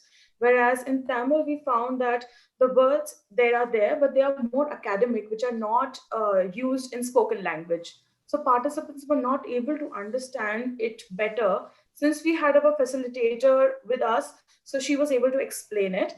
But later we discussed it with Edward and his team that instead of literal translation, which is not very much accessible to all the Tamil participants, we should be focusing towards the nearest equivalent or something which which gives the intended meaning of what it actually means. So that participants are also not confused, and which has proven to be good because now we are doing all the studies remotely. So participants are able to handle it better rather than they need somebody else's help that much. So that was there. And we also did home visits and community outreach. So what happens in home visits is that you have to time yourself as well. Some people who are homemakers, they are available for a certain point of time. Somebody who's working, they're only available on Sundays, even especially after lunch. So that is how we timed ourselves. And since Delhi is very big, Delhi has a population of 28 million. So, but we have people who have migrated from a lot of other states as well. So what happens that they also live in certain communities which are spread around Delhi. So we targeted those communities or residential societies where we found that there will be more Tamil population, because we were also keeping track of the time of how long it takes us to do the survey and everything. So Jampura is here near IIT, and JNU is Jawaharlal University, where a lot of Tamil students are there. So we targeted those areas so that it was easier for us. So people kept coming in, going in. So we had a venue as well. So that is how we could do this survey in Tamil language. And as Pratika pointed out in Hindi, that how the nationality, only 69% have said Indian. Here only 53% have said that they are Indian, although everybody is Indian. I mean, it was very unexpected for us also to have such insights because we did not expect it. So when the data came in and we started translating it, then we noticed that, this is something which is happening. So why it happens is that you may notice that many people have said they are Hindian. So since Hindi is spoken by only 43% of the total population, but Hindi is given a lot of official stature compared to other languages. So people found that they are not included in the Indian national narrative. So they, instead of Indian, they have written Hindian. So that was very interesting, which we found in our data. We will speak about it later as well. So these were the fieldwork pictures. That's our translator, facilitator Gayatri. So she did a, I mean, fantastic job to get the people crowdsourced it beforehand, and it was like really organized. You see that people are coming, people are, I mean, they were sat in a distance, but she's explaining it to them. Since I told you that, you know, academic words were also used in our first survey. So those were a few pictures we could click there. Um, this happened in JNU, which is the college. So we had a common room. So people, students who we knew, then there was some snowballing, and they kept coming in and doing the survey. So we were there to, you know, help them out. So study 11 Meitei was the first study we did during the very onset of pandemic, and during I think in April we have done study 11 Meitei, and we have completely changed our way of doing the study. It was not face to face; it was absolutely remote, and it would have been completed way back. But the problem with the Meitei community per se, that me and Survi have reached out to a lot of Meitei participants during our crowdsourcing phase, but we couldn't get access to even a single one, because even after talking to them, giving a number, explaining them everything, forming a rapport, they didn't allow us to do a survey. And then it was very strange because we tried it multiple times in multiple locations, but it failed. Like, be it student, be it housewives, nobody was allowing us to be like part of their conversation also. So we asked a field associate who is well versed with Meitei language, and who is also a native person from from Imphal, where this language is spoken very much.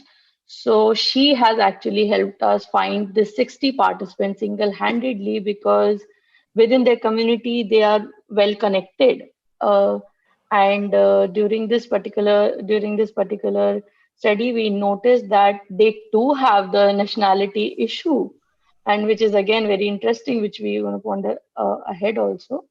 And a lot of these people have a lot of mentioned that how that this survey was very very different, and they have reflected on a lot of their mistakes from their past. So this particular community have talked a lot about their past mistakes and past experiences to the field associate.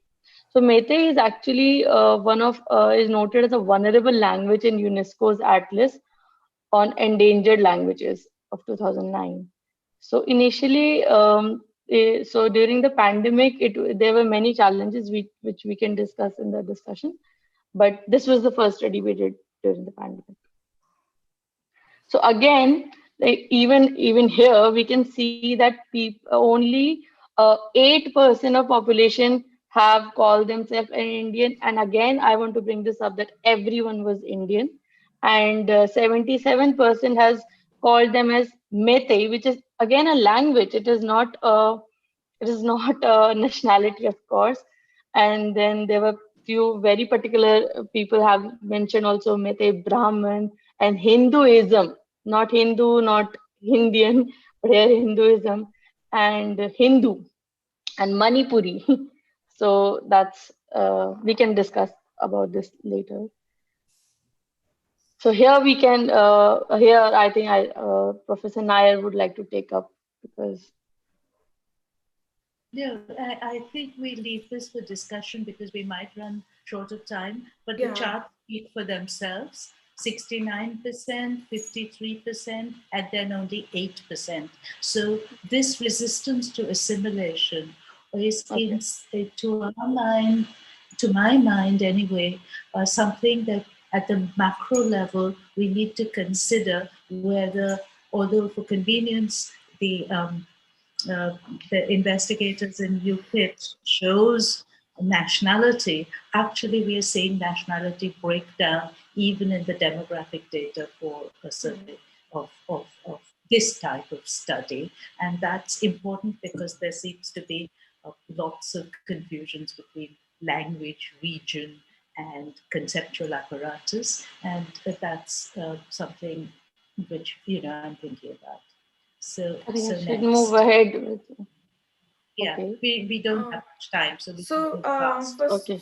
For study 39. 9 was also done during the pandemic. It was during the peak of it. It was in May. So 9A we did that. We did around that time, and the total participant for the entire study was 360. So it was a huge number for us. So we had a lot of we kind of brainstormed because we did not want to repeat our participants from study 11. We did have their contracts. So what we did was, Pratika, could you move to the second slide? So what we did was we used social media platforms. We wrote about the project, about our survey, what it says, what it is, what its objective is about, and then we posted it on Facebook, WhatsApp, and Reddit. We used Reddit a lot, and because we want so on Reddit there are a lot of subreddits, if many of you may know it. So it's Our India is a subreddit, so we posted it there. Then Our Indian Academia, where a lot of students are there. So we posted about very brief about what our project is, and whosoever was interested contacted us on direct chat or something, and then we did. Shared our links and everything. Then they told, so it was snowballing. They told their families they're interested in. The thing was that we needed people who were taking it seriously because we were paying them. So it needed to be accountable. So that was one of the things we had to really take in. And as we told that we ran multiple surveys. Now, when you are on the field, you can see the participants participating, but when we are remote, we can't see them.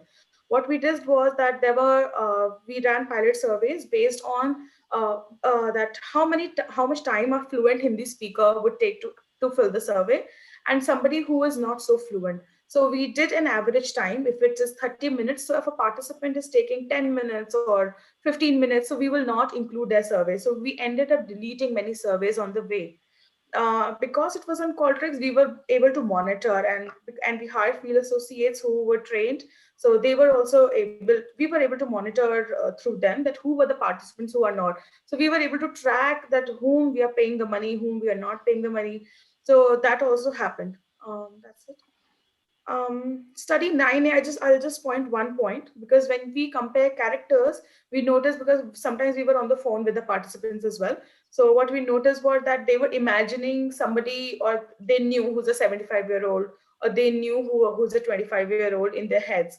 And because it was pandemic situation and we had somebody as a doctor in the characters, so people were giving a lot of importance to, doctor can make very wise decisions. Doctor is the entire situation was such. And politicians in India is a very common notion that politicians are corrupt. So if somebody is comparing characters with politicians, they will blindly say that politicians are corrupt, and whosoever will be against them, so they will give them the higher points like that. So that was one of the first-hand experience which we found from the participants.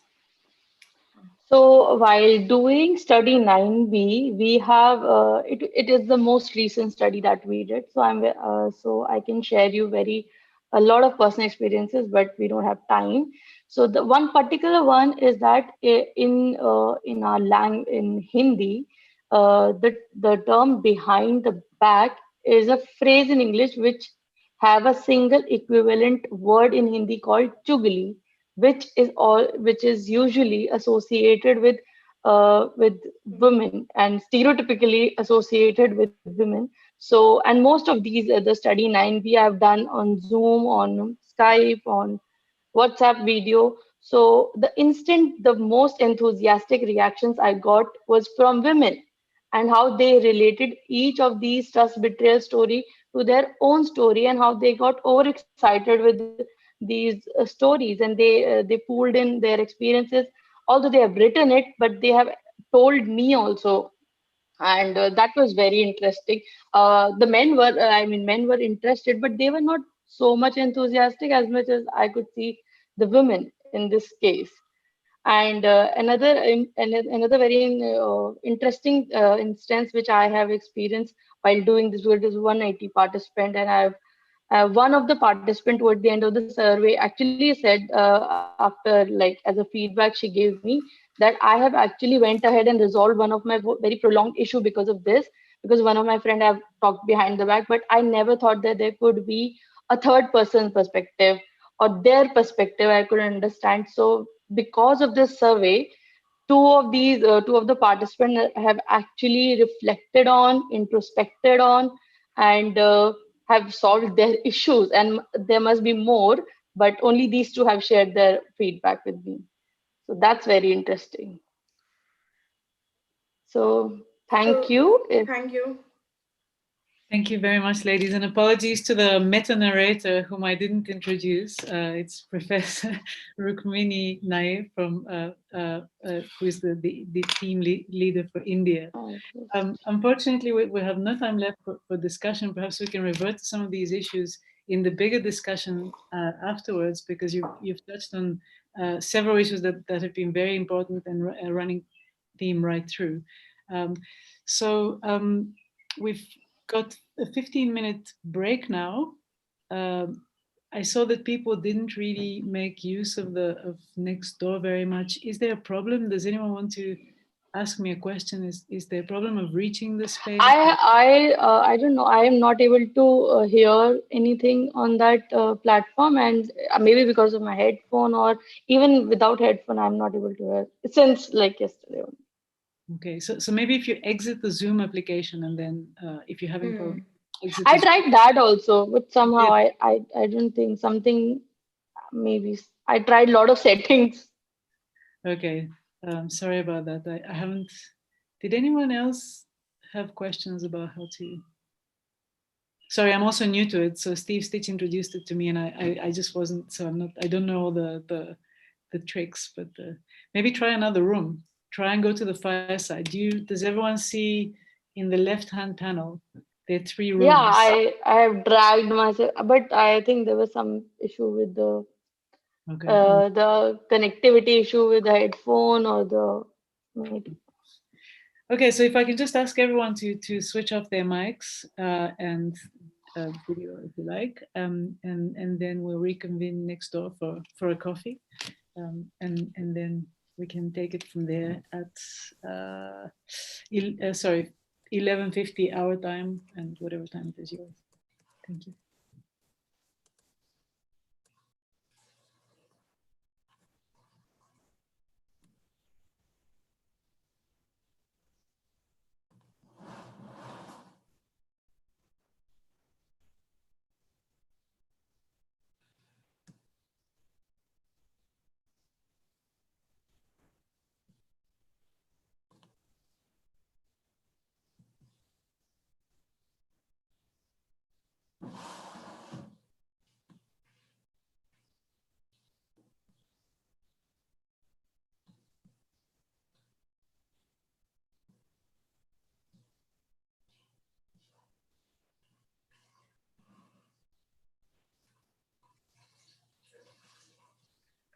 Yes, we can hear you.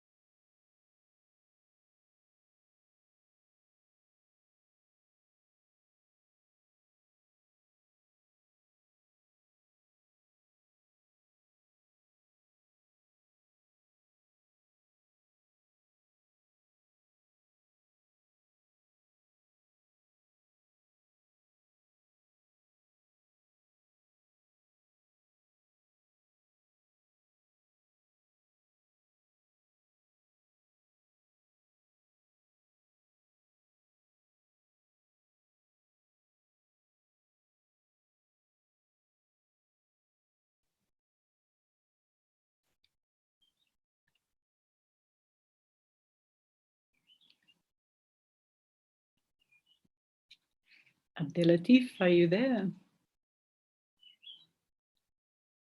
I think if you could just unmute yourself.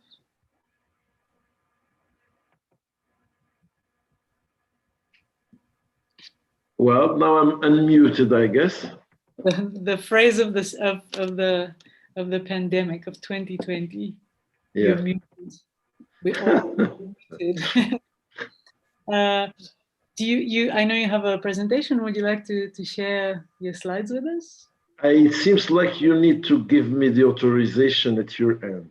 Okay. So I think you've been made co-host, but let me. Right? No, you haven't been made co-host. Let me. No, you're not. I wonder if the colleagues from the library, Palesa, if you're around, could we make Professor Abdelatif Panshirifa a co-host?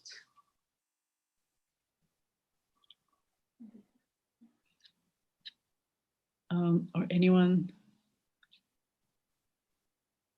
Arena?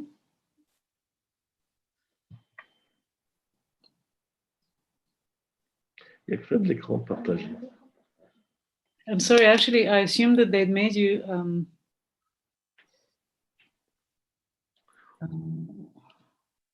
Joe, you don't have. Joe, you need to unmute.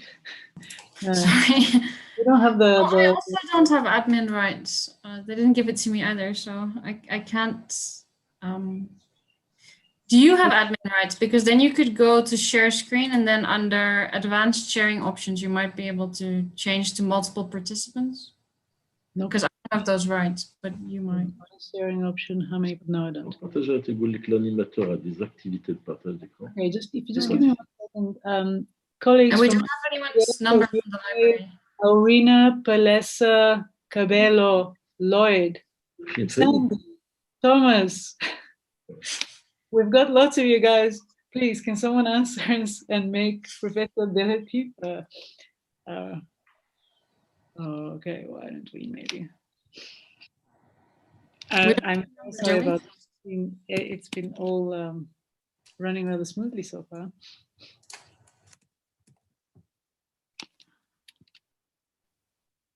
I mean, what we could do is you could I can presentation and you can talk to it, but it's going to be more awkward for you. Good afternoon, Prof. Veli. What do you need help with?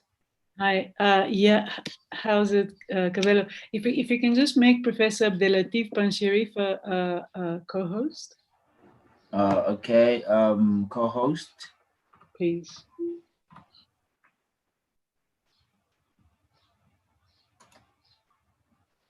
Okay, let me just get in contact with Palesa because Palesa is the host. Only she can make Professor co-host. Let me just get hold of her, then I'll ask her to do the co-host. Veli, as you recall, I did send you this morning my presentation. I don't know whether it is available to launch it. Okay, let me do that. Sorry, I haven't actually downloaded it.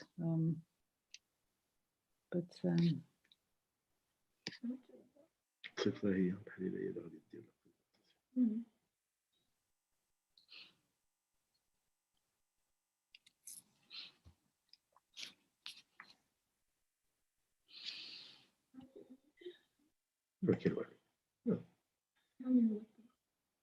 À désactiver le partage d'écran. Okay, so Abdelatif, are you happy that I start sharing and then you can just you can click your fingers or do something command and then okay. Let's do that. That has to boss me around. So it gives me pleasure to his co-host, Prof. Right, thank you, Palesa. I think it's okay now, yeah. Yep, your co-host. So it gives me great pleasure to introduce to you Abdelatif Banshirifa from Morocco, who's the Morocco team leader, and he's going to give us an update on the Morocco team. Thank you, Veli. I hope everyone can hear me. I have had last year the privilege of meeting some of the people working on this project and not others. and it's my pleasure to have got to know them this morning in particular. My name is Abdelatif Ben Sherifa, and I am the coordinator of the project in Morocco.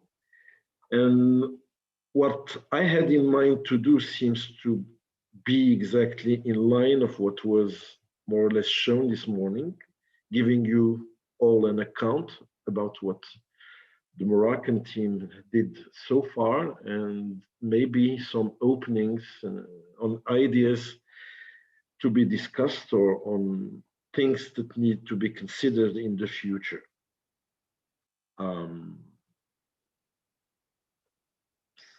Sorry. Yes. Is it okay this way? No, we're seeing your notes, so we're seeing the presenter view. You're not seeing my presentation. We're seeing the presentation, but in presenter view. So if you just go rather to the top left corner of PowerPoint, and you say start. Oops. Yeah. Maybe if you just press escape. Okay.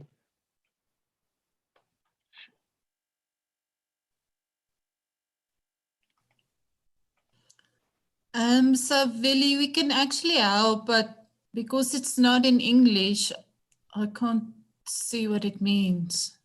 So Abdelatif, if you just go to the, I can't actually read the stuff. Wherever you go on the presenter view. On slideshow, Prof? Sorry, what's that? Is it a slideshow? Yes. Yeah. At the bottom there's a little cup just next to the zoom or minimize, sorry, on the Zoom side. There's a little cup next to it. You can click on that one. A cup, or it looks like a screen to me. Yeah, it's like a screen, but you know, where you zoom 100% or the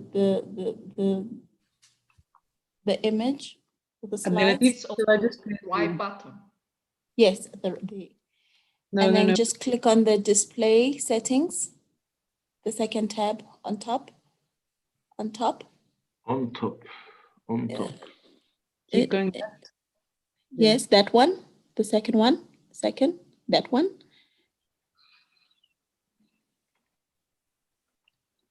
Oh. The second one, just click on it. It will give you a drop-down menu. Okay. The first option.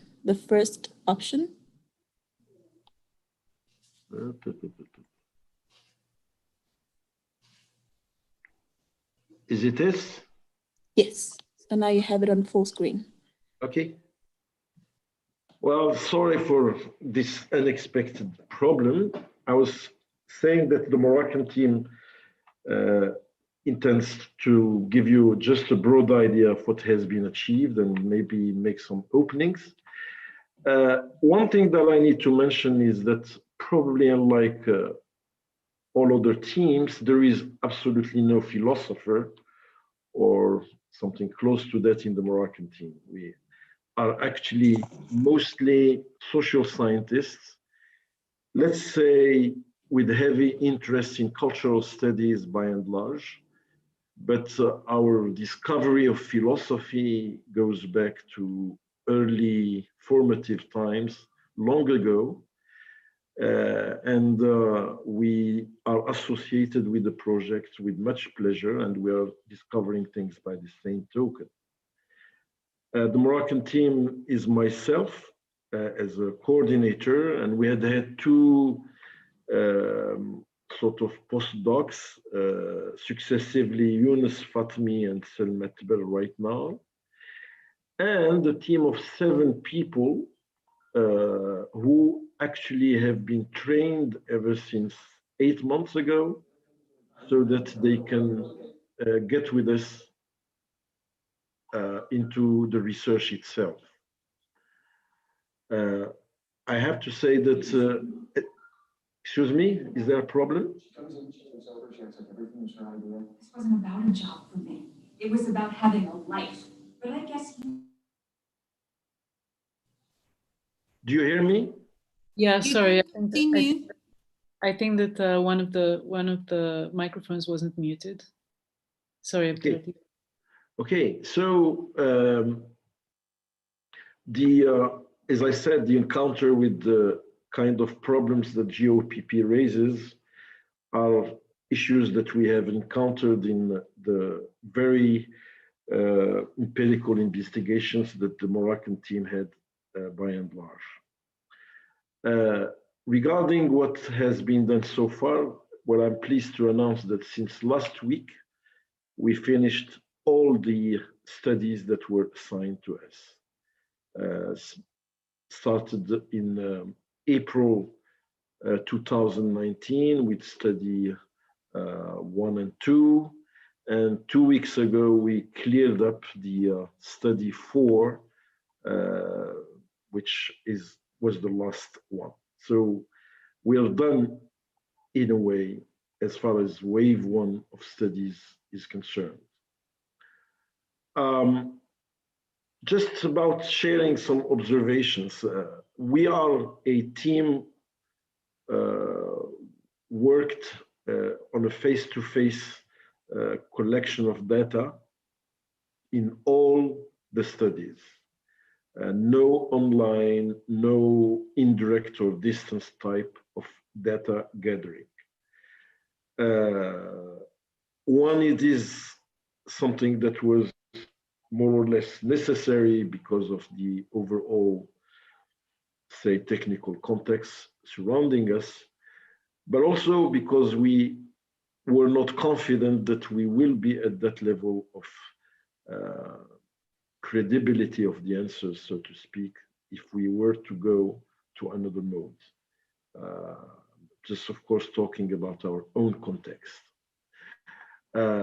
One of the reasons that did actually also prompt us is that we have had a set of 6 plus 1 senior supervisor, mostly either doctoral holders or master's degree holders, and they got a very articulate training. Each survey actually was done after a brainstorming of a few days in common, in which we have reviewed every instance before going to the data collection. So I think we are confident in the quality of what we have been gathering. We had an issue, obviously, about the way our sample would be representative, although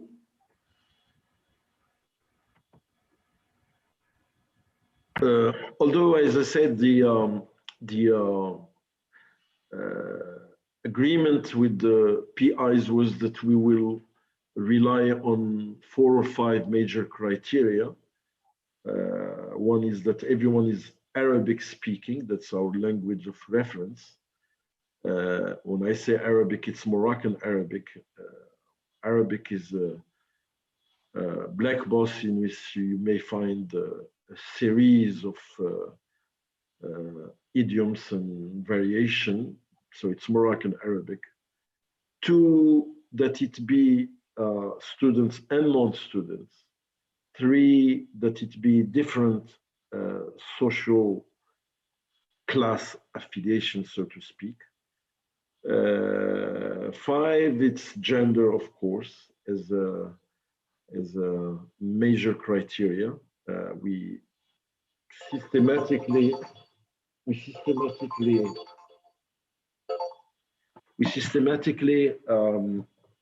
had half of our samples, more or less, males and females. And finally, education attainment was a major criteria. The only bias in our sample, as far as representation of Morocco, would be that it is mostly urban, specifically because one of the education criteria couldn't ensure it would be there in rural areas. And 2, Sorry, I'm in my office, as you can see, so it's working all the time. So our bias is mostly urban. That's important because you saw yesterday in Mashri's presentation that there was some surprise regarding Morocco, and I had actually a discussion with Mashri, telling him that the reason it's so close in few things is because that bias specifically.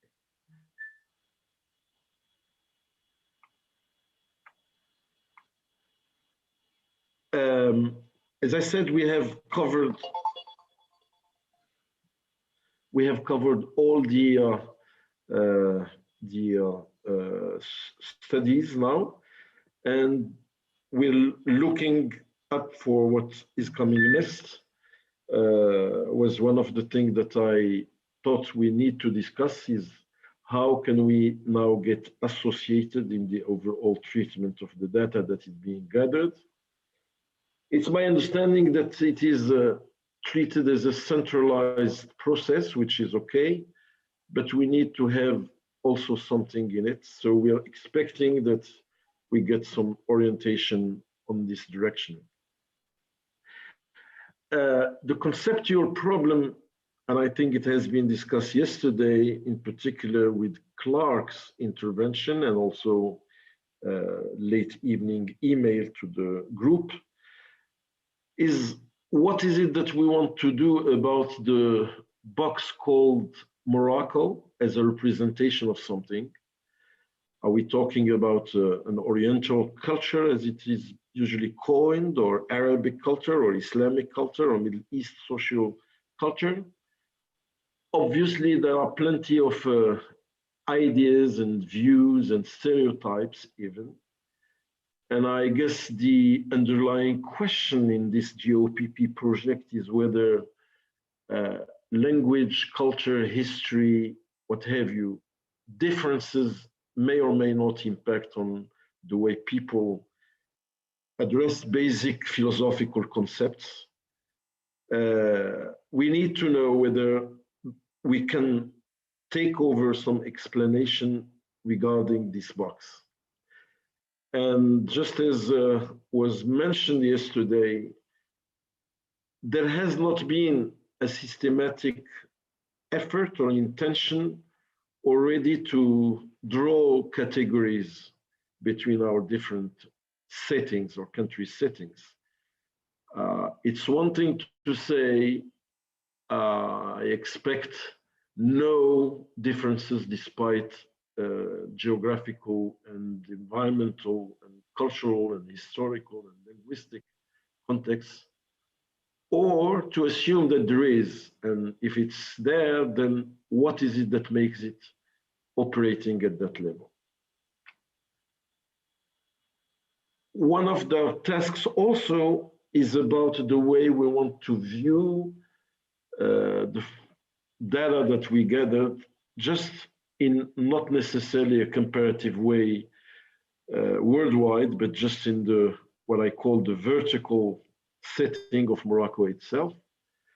Our intention is to start with the study 6, 8, and 11. As you may recall, study 6 is about the strict liability and moral responsibility across cultures. Study 8 is study 7 is about concept of lying. This is a mistake, it's study 7. And then study 11, it's about sound judgment and discussion and decision making. We think that there is something here that is in the overall behavioral pool, and would like to look into it closely. And finally, there is this Wave 2 program, which it is said that it's going to be mostly online based. We at this stage do not think that we are prepared at this end to engage in online investigation, so we have to talk about it.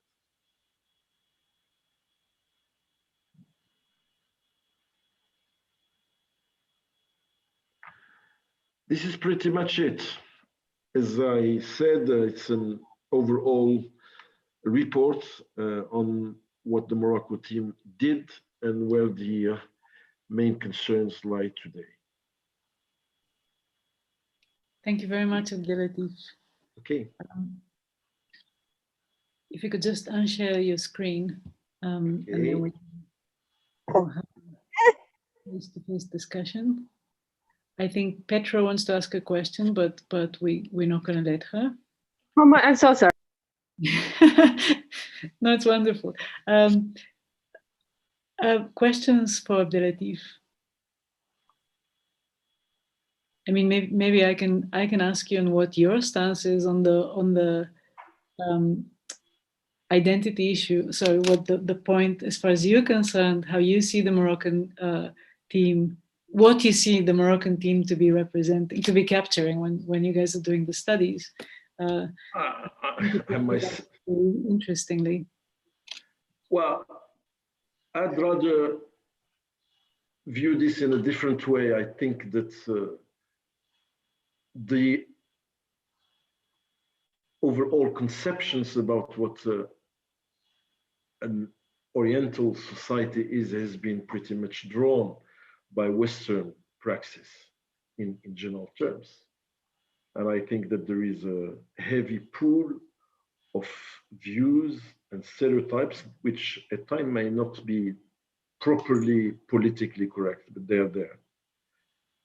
It's one thing not to mention them, it's another thing to assume that they're there. As far as I'm concerned, to give you my own view, I don't think that there is something that I would say that there is a discontinuity, that there is no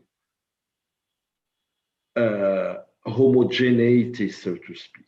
But again, give me what is your entry point, and then I can have an appreciation. If we're talking in general terms, it's one thing. If we want to get into the details, it's something else. I see a Moroccan society, for example, to be heavily diverse by virtue of urban versus rural, by virtue of complexity of languages, by standards in regard to modernization, and even by social status as well. But again, I suppose that we're talking at a certain level of generalization, and I would probably need to have a key entry with which to operate. It's not open in this way. That makes sense. Martin? Yes, first of all, I would like to thank you for your presentation. I was really impressed by the very careful way how you did collect your data. That is really great. I mean, face-to-face interviews and checking and back-checking all the situation. I think that we should consider that we should think more about that, because collecting data that way, and we did in the most of our sites as well. Collecting data this way creates the little bit different social situation in comparison with online sampling, because this is a banal thing and trivial thing to point out, but you know, if someone is responding to the person in a social situation, that is probably, we can take it for sure that the answer could be influenced by that, because the people speak in other way to other people than in abstract sitting behind the computer. So that could be somehow recorded, and probably some of the differences across fields could be explained by that. So I suggest, because that's the matter of validity. I don't claim that some data are worse or better, but it is, as far as the validity is concerned, that is very important point. If data were collected in the social situations, in the face-to-face setting, that is that could make in some respect a huge difference as far as validity is concerned. That is my point of view, and we should think about that.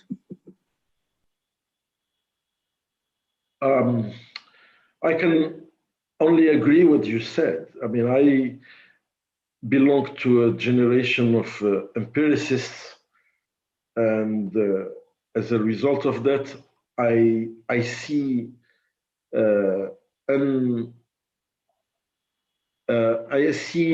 biases that you can't even weigh by this distance type of data collection on the one hand, but also specifically in terms of, let's say, Moroccan context, not to mention any other one, you already are biasing your sample composition because you need to begin with people who are computer literate, and two, that they have the means to get the equipment. And so, yes, it's possible, but with those limitations in mind, then you are, in terms of power of explanation, extremely reduced. That's the point. But when we started this project, or at least as I do remember, online data gathering was not put at the forefront as it is today. I can understand that in a COVID context, things becomes difficult, but it's a point. Rukmini had a comment. Rukmini, if you can just unmute. I nearly told you to unmute while I was muted myself. Okay, so am I unmuted now? Okay. So I had a question about this classic notion, which is that you learn more from, you get rich data, you get layers of meaning from face-to-face narrativized situations. However, what I have found with India has a young demographic, so it, 65 or 70% of the population is below the age of 30, 35 maybe. This means, and a lot of that demographic is very comfortable baring their souls, talking about taboo topics, revealing what they really think without, in the anonymity of online space. And this is something which people trained in traditional anthropological methods, face-to-face understanding, and I don't disagree, but there is a kind of two-value logic which we have here. And I would like to know what the solution is to the notion that when you have a young demographic and they're virtually telling you that we would like to talk online because this preserves certain aspects or hides certain aspects of our identity, like gender and so on. I do wonder whether we should have a more complicated conversation on how different demographics behave in relation to preserving, to expressing their truths or their knowledge or their understanding. And it's not so simple to say, face-to-face is always better. And this is what I've found in interacting with young people, that is people below the age of 20, 25, 30, versus people who may be in their 40s, 50s, 60s, and so on. And that worries me because I think it has an impact on research methodology. Well, I guess this is an observation for everyone. I really think that you have a valid point here.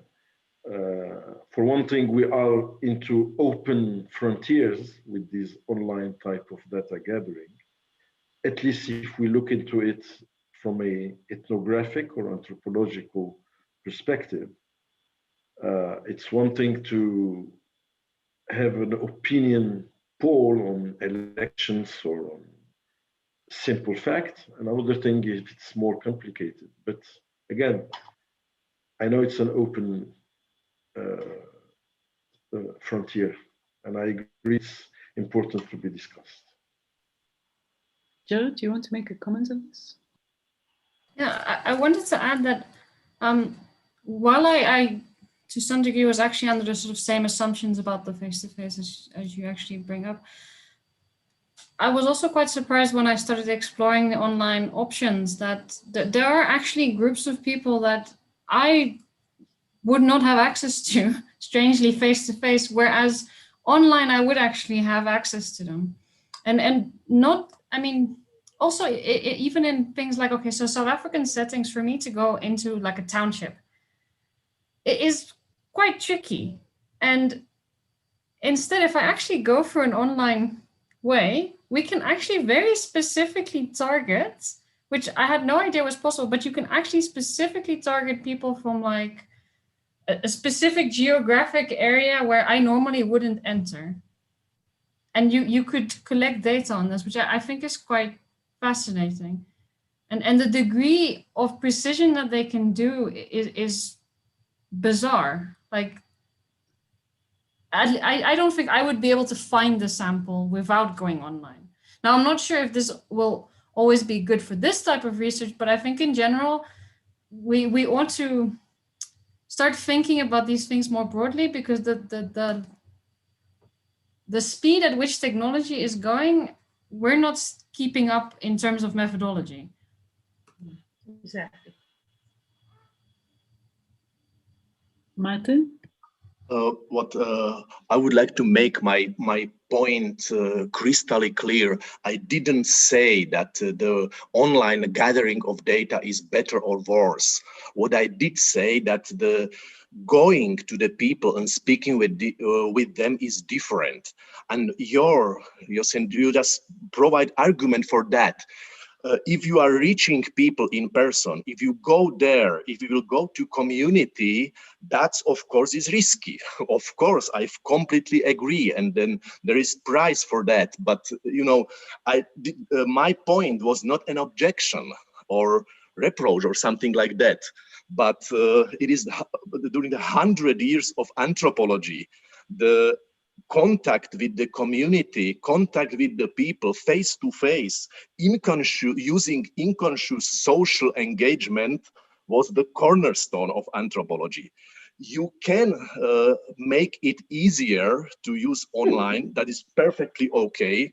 But I don't think that it is worse, or in many respects. It has its advantages, but it has its disadvantages as well. My point was that it, in terms of validity, in terms of what we want to know, notion of people living in social settings, what I was proposing was that online setting is specific setting. Every setting is specific, and we should take into account this specificity. That was my point. Not just, you know, evaluate gathering the data worse or better or something like that, but to take into account this specificity. You have no risk sitting online somewhere. But if you contact people, of course it is risky and it could be dangerous. But it is the role of anthropologists for 100 years. You know, that's and that's not promoting anthropology. My point is epistemological and not moral. And in terms of epistemology and validity of data, living with people, engaging in participant observation, to create social networks, at least minimal social networks, is something as basic as any method. You know, that's, and that is not to devaluate anything. That is just taking into account this point of view that if you meet people in person, that's different. And of course, even in online sphere, there are different options. Anonymous filling in questionnaire is different thing. Then, for example, you can speak like we do right now, face to face, but in online space. And there are many ways which lie in between that. And of course, even for anthropology and any social sciences, those options should be used. But in anthropology, we are trained to take into account our social perspective. Our social perspective, ways of contact, is part of the method. It is not innocent, that's, and my point was that we should somehow take it into account by means of recording which data were collected online, which were methods of collecting, like face-to-face or anonymous sending links, and so on and so on, because it could be important. That was my point. Not that it is worse or better, but it is important in terms of methodology and epistemology. Martin, you seem to have excited quite a few people. Joe, I'm going to ask you to do some host chivalry and let the other two people ahead of you. So it's Rukmini and then Surabi and then Joe. So what I'm going to say now is definitely. We don't hear you. You got muted suddenly. Rukmini? We don't hear. Okay. So now you can hear me. So what I'm going to say now is not, I mean, I agree with the point that you can't really take moral positions on this method versus that method as far as this sort of work is concerned. And so they're different methods and we should be aware of all of them. But my idea that field work and your idea that field work and participant observation are the cornerstone for 100 years of anthropology is now under quite a lot of theoretical question. So, for example, in India, in the theory that we read, one of the instances of theory we read has to do with anthropology being a colonial discipline, that people go in and that has produced Orientalism and the stereotyping of self and other. So in some ways, we need to actually question that notion of participant observation where Ruth Benedict or whoever it is goes in and looks at patterns in a culture. And when you replicate those studies, I have done it with Darwin, but you can do it with other people. And what you find is that the times have changed, history has moved. Participant observation did involve a kind of way of one culture, set of cultures looking at another set of cultures. So there is a deep critique of what participant observation yielded in terms of validity.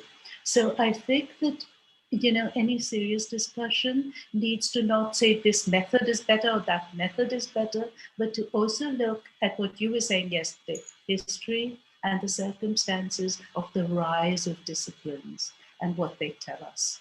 This is just a comment, rather long-winded, but I do want to put it on the table. It's provocative. I'm sorry about that. Suitably provoked. Surabi? I just wanted to add what Dr. Nair mentioned earlier, that, about how younger generation is more active in sharing their personal thoughts, because we noticed it on the field as well, that many people who were elder, so we actually interviewed one elder couple who was like of the age of 75. And the SOI scale, you asked that if you have had any fights with somebody closer to you. So they both looked at each other, they said that we were married 50 years and we never had a fight, which is quite impossible, I feel. But because so when you talk to them, when you're on the field, it doesn't create a lot of, it is a kind of a breach of a privacy, which many participants said, but when you do it online, it maintains anonymity. So that was one of the things which I wanted to add, since we are doing it online, but as Joe pointed out, that we really need to fine tune the methodology when we do the surveys online, and that what all it pertains and what it doesn't. And it will be different, but fine tuning needs to be there, I feel, in this time, at least in the Corona times. That was just a comment from my side. Thank you. We seem to have gone into the time for general discussion. So do we have any objections to carrying on while we add it so as not to stop the impetus? Would anyone like to object? Put your hand up. Okay. We'll just carry on then. Then Joe, you had a comment as well, I think to Martin's original point. I think in part what I wanted to say has already been said, but I think also, look, I think largely we all agree. Like, I don't think we're in disagreement here. I think, and I definitely in terms of like, if we're doing cross, well, research in different countries and we need to compare this, then obviously we're going to really have to make notes of how these different samples were actually collected, because it needs to be compared. So I'm fully in agreement with you there. I just think that when when we look at like the opportunities within online research, I don't think any of us actually know what they fully are. And they seem to be changing and becoming different almost by the day.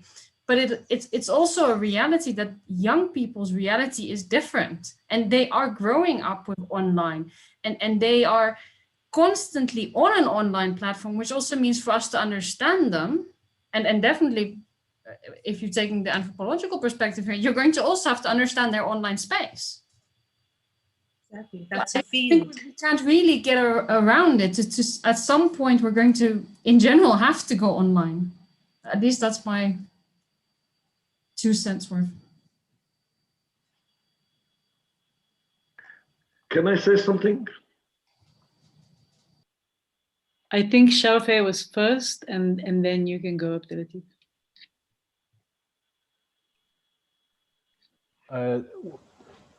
One thing I find fascinating with, oh, sorry, can you hear me? Yes. All right. With the report from the Indian team is that you actually managed to go to people's houses and face-to-face talk to them, which is quite unimaginable here in China, in the metropolitan era of China, because Chinese people here nowadays, they don't even invite friends to their houses that often. Very rarely, my colleague would invite me to their houses. We often, if we eat at a public place. So that's the culture. It unfortunately has come to this point. For the at least non-student populations, if we want to get to people's houses, it would be extremely difficult and would make them very uncomfortable. For students, face-to-face interviews, we didn't sort of do any comparative study, but I would imagine that students would they might take the questions more seriously, give a more serious, long thought about that. But in some cases, some of those studies would make them uncomfortable. I can imagine that as well. So online study, just the looking at their phones at whatever corner they are situated, gave them some kind of uniform sort of uniformity. So that's my just 2 cents. Thanks, Xiaofei. So then it's Abdelatif and then Liliana. I just wanted to build on the discussion on about the online versus face-to-face investigation. My idea is that we're talking about online investigation simply because now it's available. And therefore it's to be envisioned as an alternative rather than a finality per se. Unless we are, of course, on the edge of getting involved in the new ways of knowledge production, which basically would amount to say, okay, for centuries, this was the type of scientific investigation or activity on a face-to-face basis. It's obsolete, it's gone, we don't rely on it anymore. and we're moving to something else. But as an alternative, which I think it is what it is today, then there is at least a need at some point to sort of compare what results would come out of it compared to same questions to which face-to-face collection approach is conducted.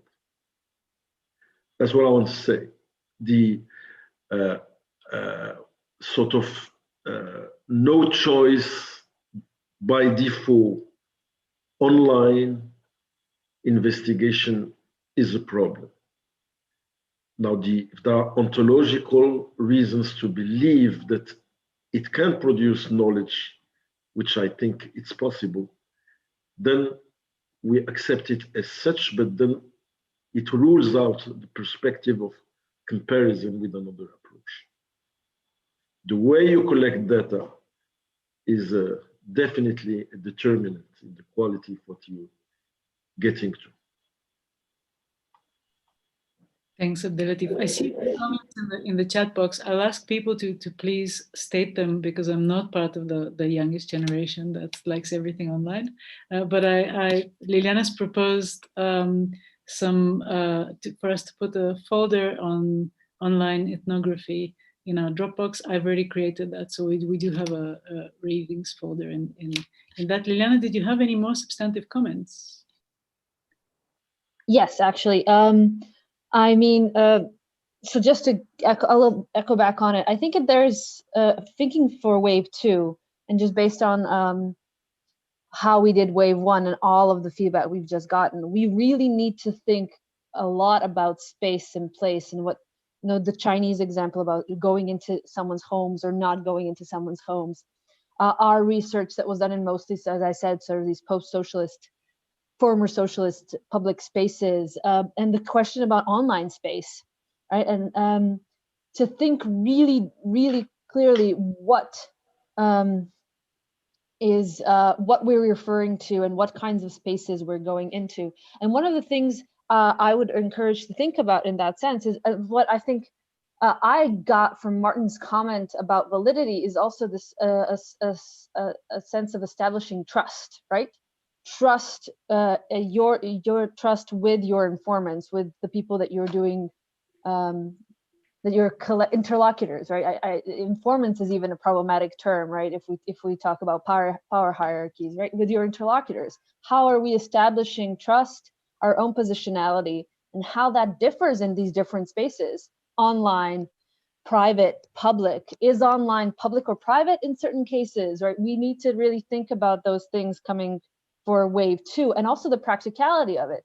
An issue we would have with, say, running study 8 again online is, right, making sure that you have these people in the same online space at the same time to do this study. So sort of thinking about the practicalities of these spaces and the limitations and possibilities of all of them. So it's something to sort of put out there.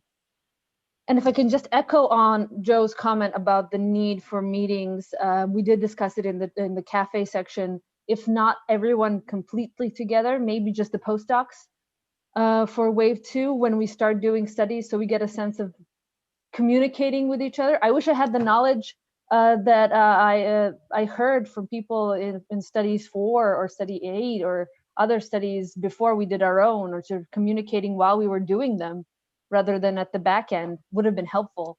So maybe thinking about that for wave 2 is just sort of having this communication be more open between us. So that's it.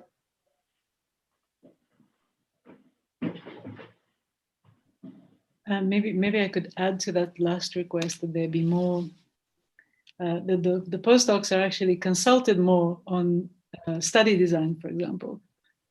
So I know from our side we've been trying to push certain points that have then been ignored, but you guys are the people actually doing the valuable work on the ground. Apologies to the bigwigs, and it's you guys that we need to consult in the way we design these experiments and in the way that we envisage running them. So point very well taken, and I will definitely recommend that. Thanks, Liliana.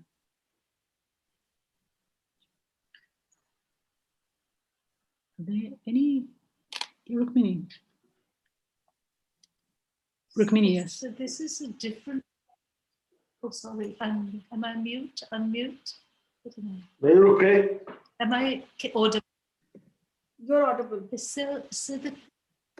So I wanted to make one point which is kind of related and which again came up yesterday, which is the idea that knowledge or understanding is not merely linguistically sort of indexed, it's also indexed through various shared modalities like sight, sound, hearing, etc. And language doesn't march alone. And one of the differences between participant observation field sites and these online sites is that you use a lot of the touchy-feely, oral conditions which you get in participant observation. They are lost in online communication, and this may or may not be a good thing. I'm not talking about whether it's good or bad,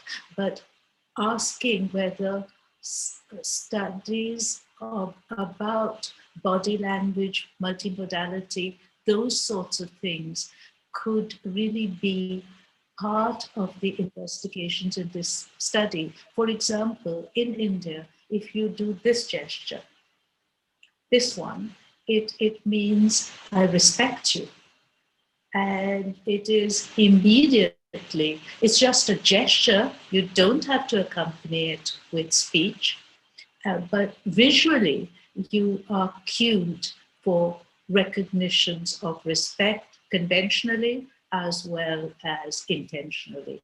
So in some ways, I think not looking at the accompaniments of language and the sorts of things you do when you don't have, when language is not your only probe into trust, into all these other sort of rich emotional curves. We haven't discussed this. I wonder whether we should be looking, I talked about this yesterday as well, at embodied knowledge, clothing, etc., which at a glance will give you an impression of a person, and skin color, and all that sort of stuff.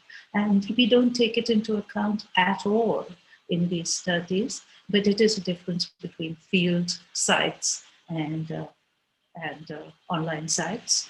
I just see so many knots in this big nationwide project that I feel that we should, that multimodality for me is one of those areas which is investigated in this project. The second wave, I don't know who conceptualizes first wave, second wave, and other kinds of wave, but I just want to put that into a discussion, into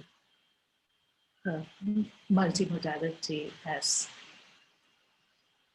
a probe into not just the identity question, but the conceptual understanding of what a wise person is, or whatever a knowledgeable person is, and so on.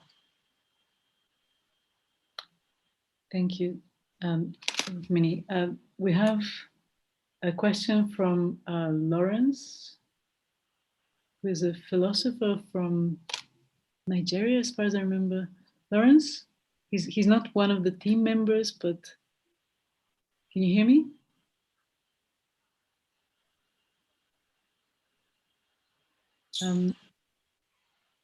Lawrence, we can't hear you.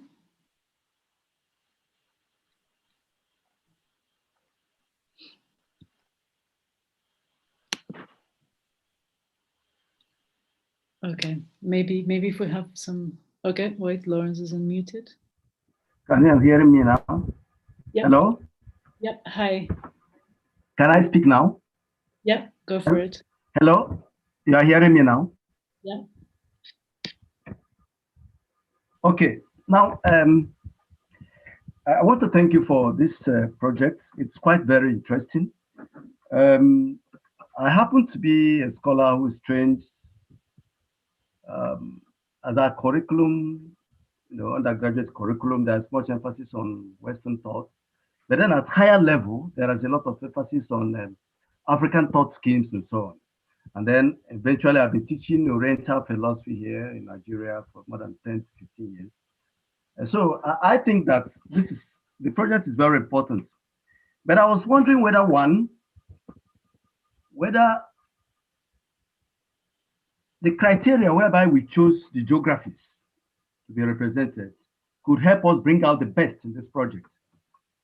For instance, you discover that some parts of the world have about 5,000 languages or thereabouts, a huge number of languages.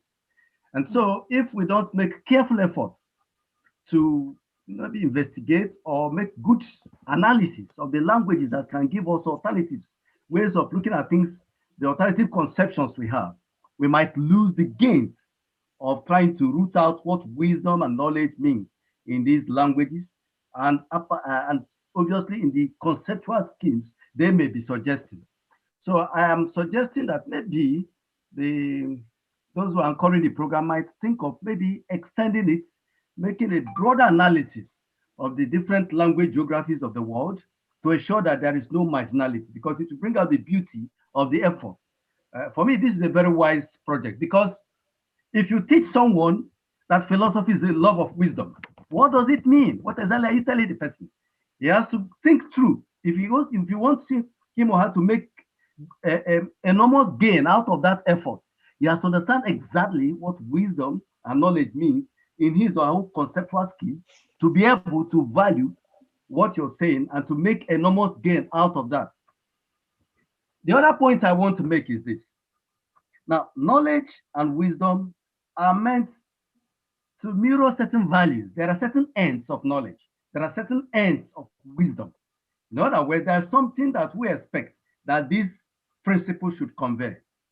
So I'm also thinking that this project should also aim at focusing on that, because it's within this kind of focus that we can bring out the different aims, goals, and so on and so forth that define and characterize knowledge in different geographies of the world. This is just my little contribution for now. Thanks very much, Lawrence.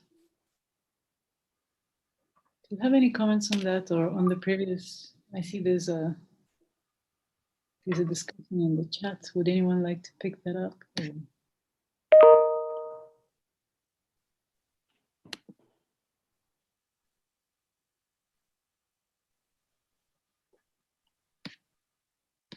Lawrence, you've struck us speechless. Oh, but I'm hearing you. Yeah, no, that's great. Sorry, Rukmini, do you have a comment? Yes, I'm hearing you.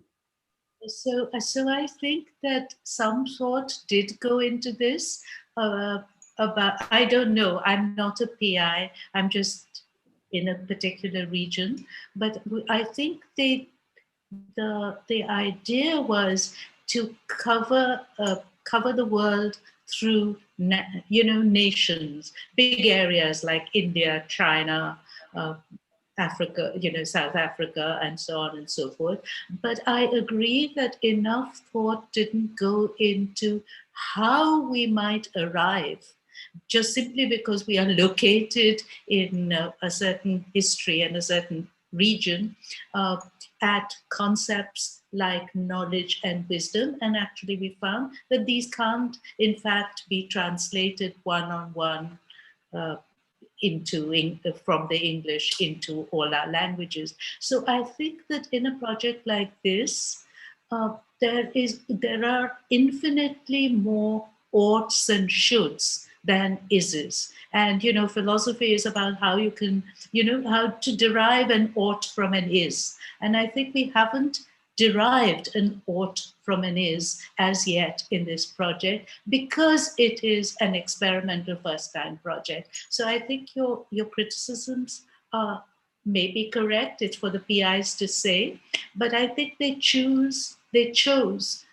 a simple verifiable tool to say these are regions and we think the concepts will be different. But of course, that comes under scrutiny now. So that's the phase at which we are discussing things. I just wanted to say that this is a very difficult task. Thought has gone into it, but it cannot be foolproof in terms of conceptual analysis ever.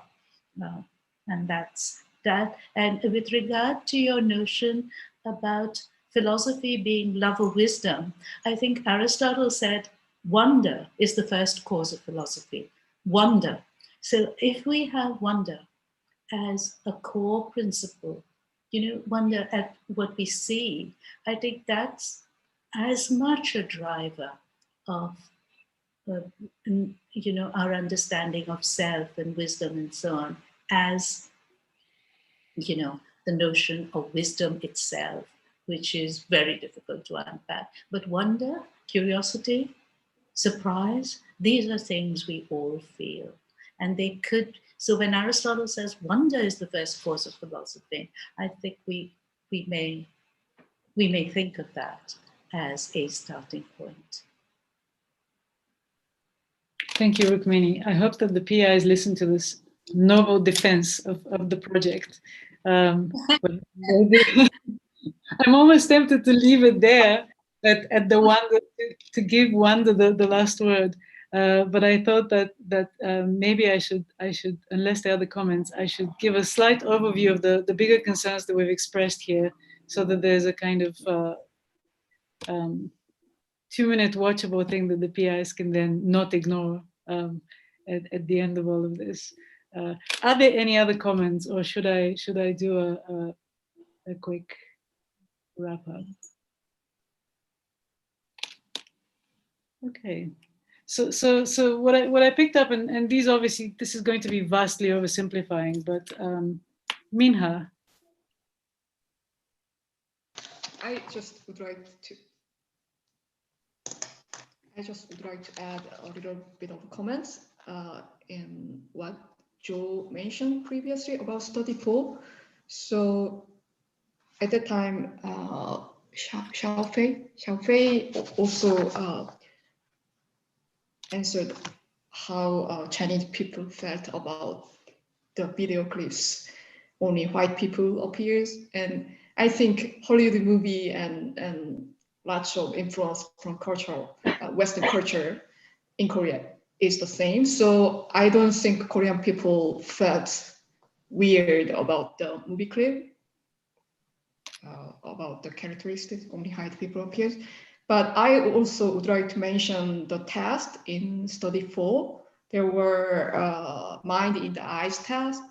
If you remember older people's eyes, the image were from white people. I know there is Asian people's photo. I don't remember which Asian country, but I know there is a version. So I considered suggesting the measure in study 4, but I realized there are so many countries in this project, and I didn't expect there are so many diverse versions of the test. For example, Peruvian or Japanese or Indian, all separate. So I didn't think that's very useful, but that definitely must have affected the result, I think. Mind in the eye test. The Korean people's eyes, probably Korean people are more accustomed to differentiate the emotion in the eyes from the Korean people's the images. So yeah, that's all. Thank you. That's great. Okay, I think I'm going to add this to my list then. So let me just quickly start with the general methodological issues that people had on data collection. So there were issues about how to actually get people through social media, through various other media that Joe brought up yesterday.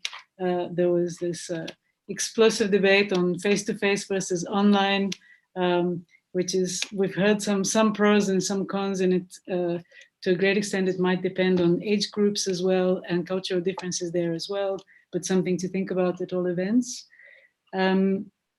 The issues that Martin brought up about validity that then resulted in a more general discussion about space and place, and what Rukmini summarized as language doesn't march alone. So body language, smells, tastes, and whether they shouldn't be part of our